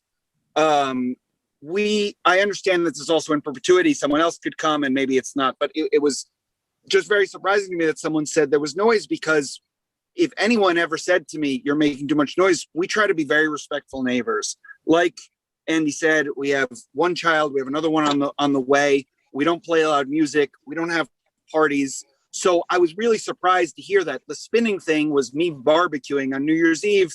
And like I said, I had 4 people over and we were inside by 8 o'clock. So to the extent that there was anyone who ever had a problem with noise that I was making, I would love to just know that so we can be quieter, because regardless, I'm going to sit on that side of the house. That's just the way I'm going to use the house because of where the doors are and because of what's more comfortable. So you guys, everyone can decide the patio doesn't make sense here from a visual perspective, but in terms of the way that I'm going to use the house, it's really not going to change from that standpoint. And if there's an issue with noise, I would love to know about it so that I can make sure that we aren't noisy in any way, shape, or form. So I just wanted to... Alex, just time out for a second. John, everybody, just give me 2 more minutes. Alex, I have to ask you a question. Alex, would you forego the variance on whatever that is, the north side, south side, in lieu of this? Yeah, John? because I'm never gonna make that investment. Alex, that's okay. John, that's a significant mitigation. Could we think about that? I think we could think about it. I think we've without making any decisions. Yeah, I don't know if I can make a decision. I have to talk. No, I don't want you to make it today. Okay. I want you to, I think you should think about it. I think it's significant. I think the prior variance was done by another family at another time under different circumstances with different neighbors. Alan Slifka was not in his house. Randy was in his house. I don't know the owners of the vacant lot business. So I'm not getting into that, but I think that's a significant piece of mitigation here. Why everybody is ganging up over a patio, I don't know, but nevertheless, I think that's something that should be considered, and we'd like to put that out there for you. And since there's not going to be a determination made for another month anyway, why not use that opportunity to consider and think about it? And we would make that offer in writing, post hearing. Is that okay, John? Let us talk to our counsel, and we need to think about this a little bit. So okay, no, of course, John, I understand. So let's keep the record open. Okay. So Pam, right, thanks for your time, everyone. Thank you. Thank you. Bye-bye. So the hearing, so we would have, the hearing will be continued until the next meeting. Yes, Andy. Pam, Can you get what you called on for me? Yeah. Thanks, everybody. Thank you. Just to clarify, would this be continued then at your next meeting? Yes. Yes, Okay. May 14th at this point. Pam. Yes. So you have note that May 14th, please. Mhm. So if Yes. there's no new business or old business, I'd like to make a motion. I don't want to make a motion. Can somebody make a motion to close the Make a hearing? motion to close the hearing. Second. Close the meeting. Yes, close the meeting. Close the meeting. I'm sorry. My bad. Okay, second, please. Second. All in favor? Aye. I thank you all. Thank you. Long day. Hmm.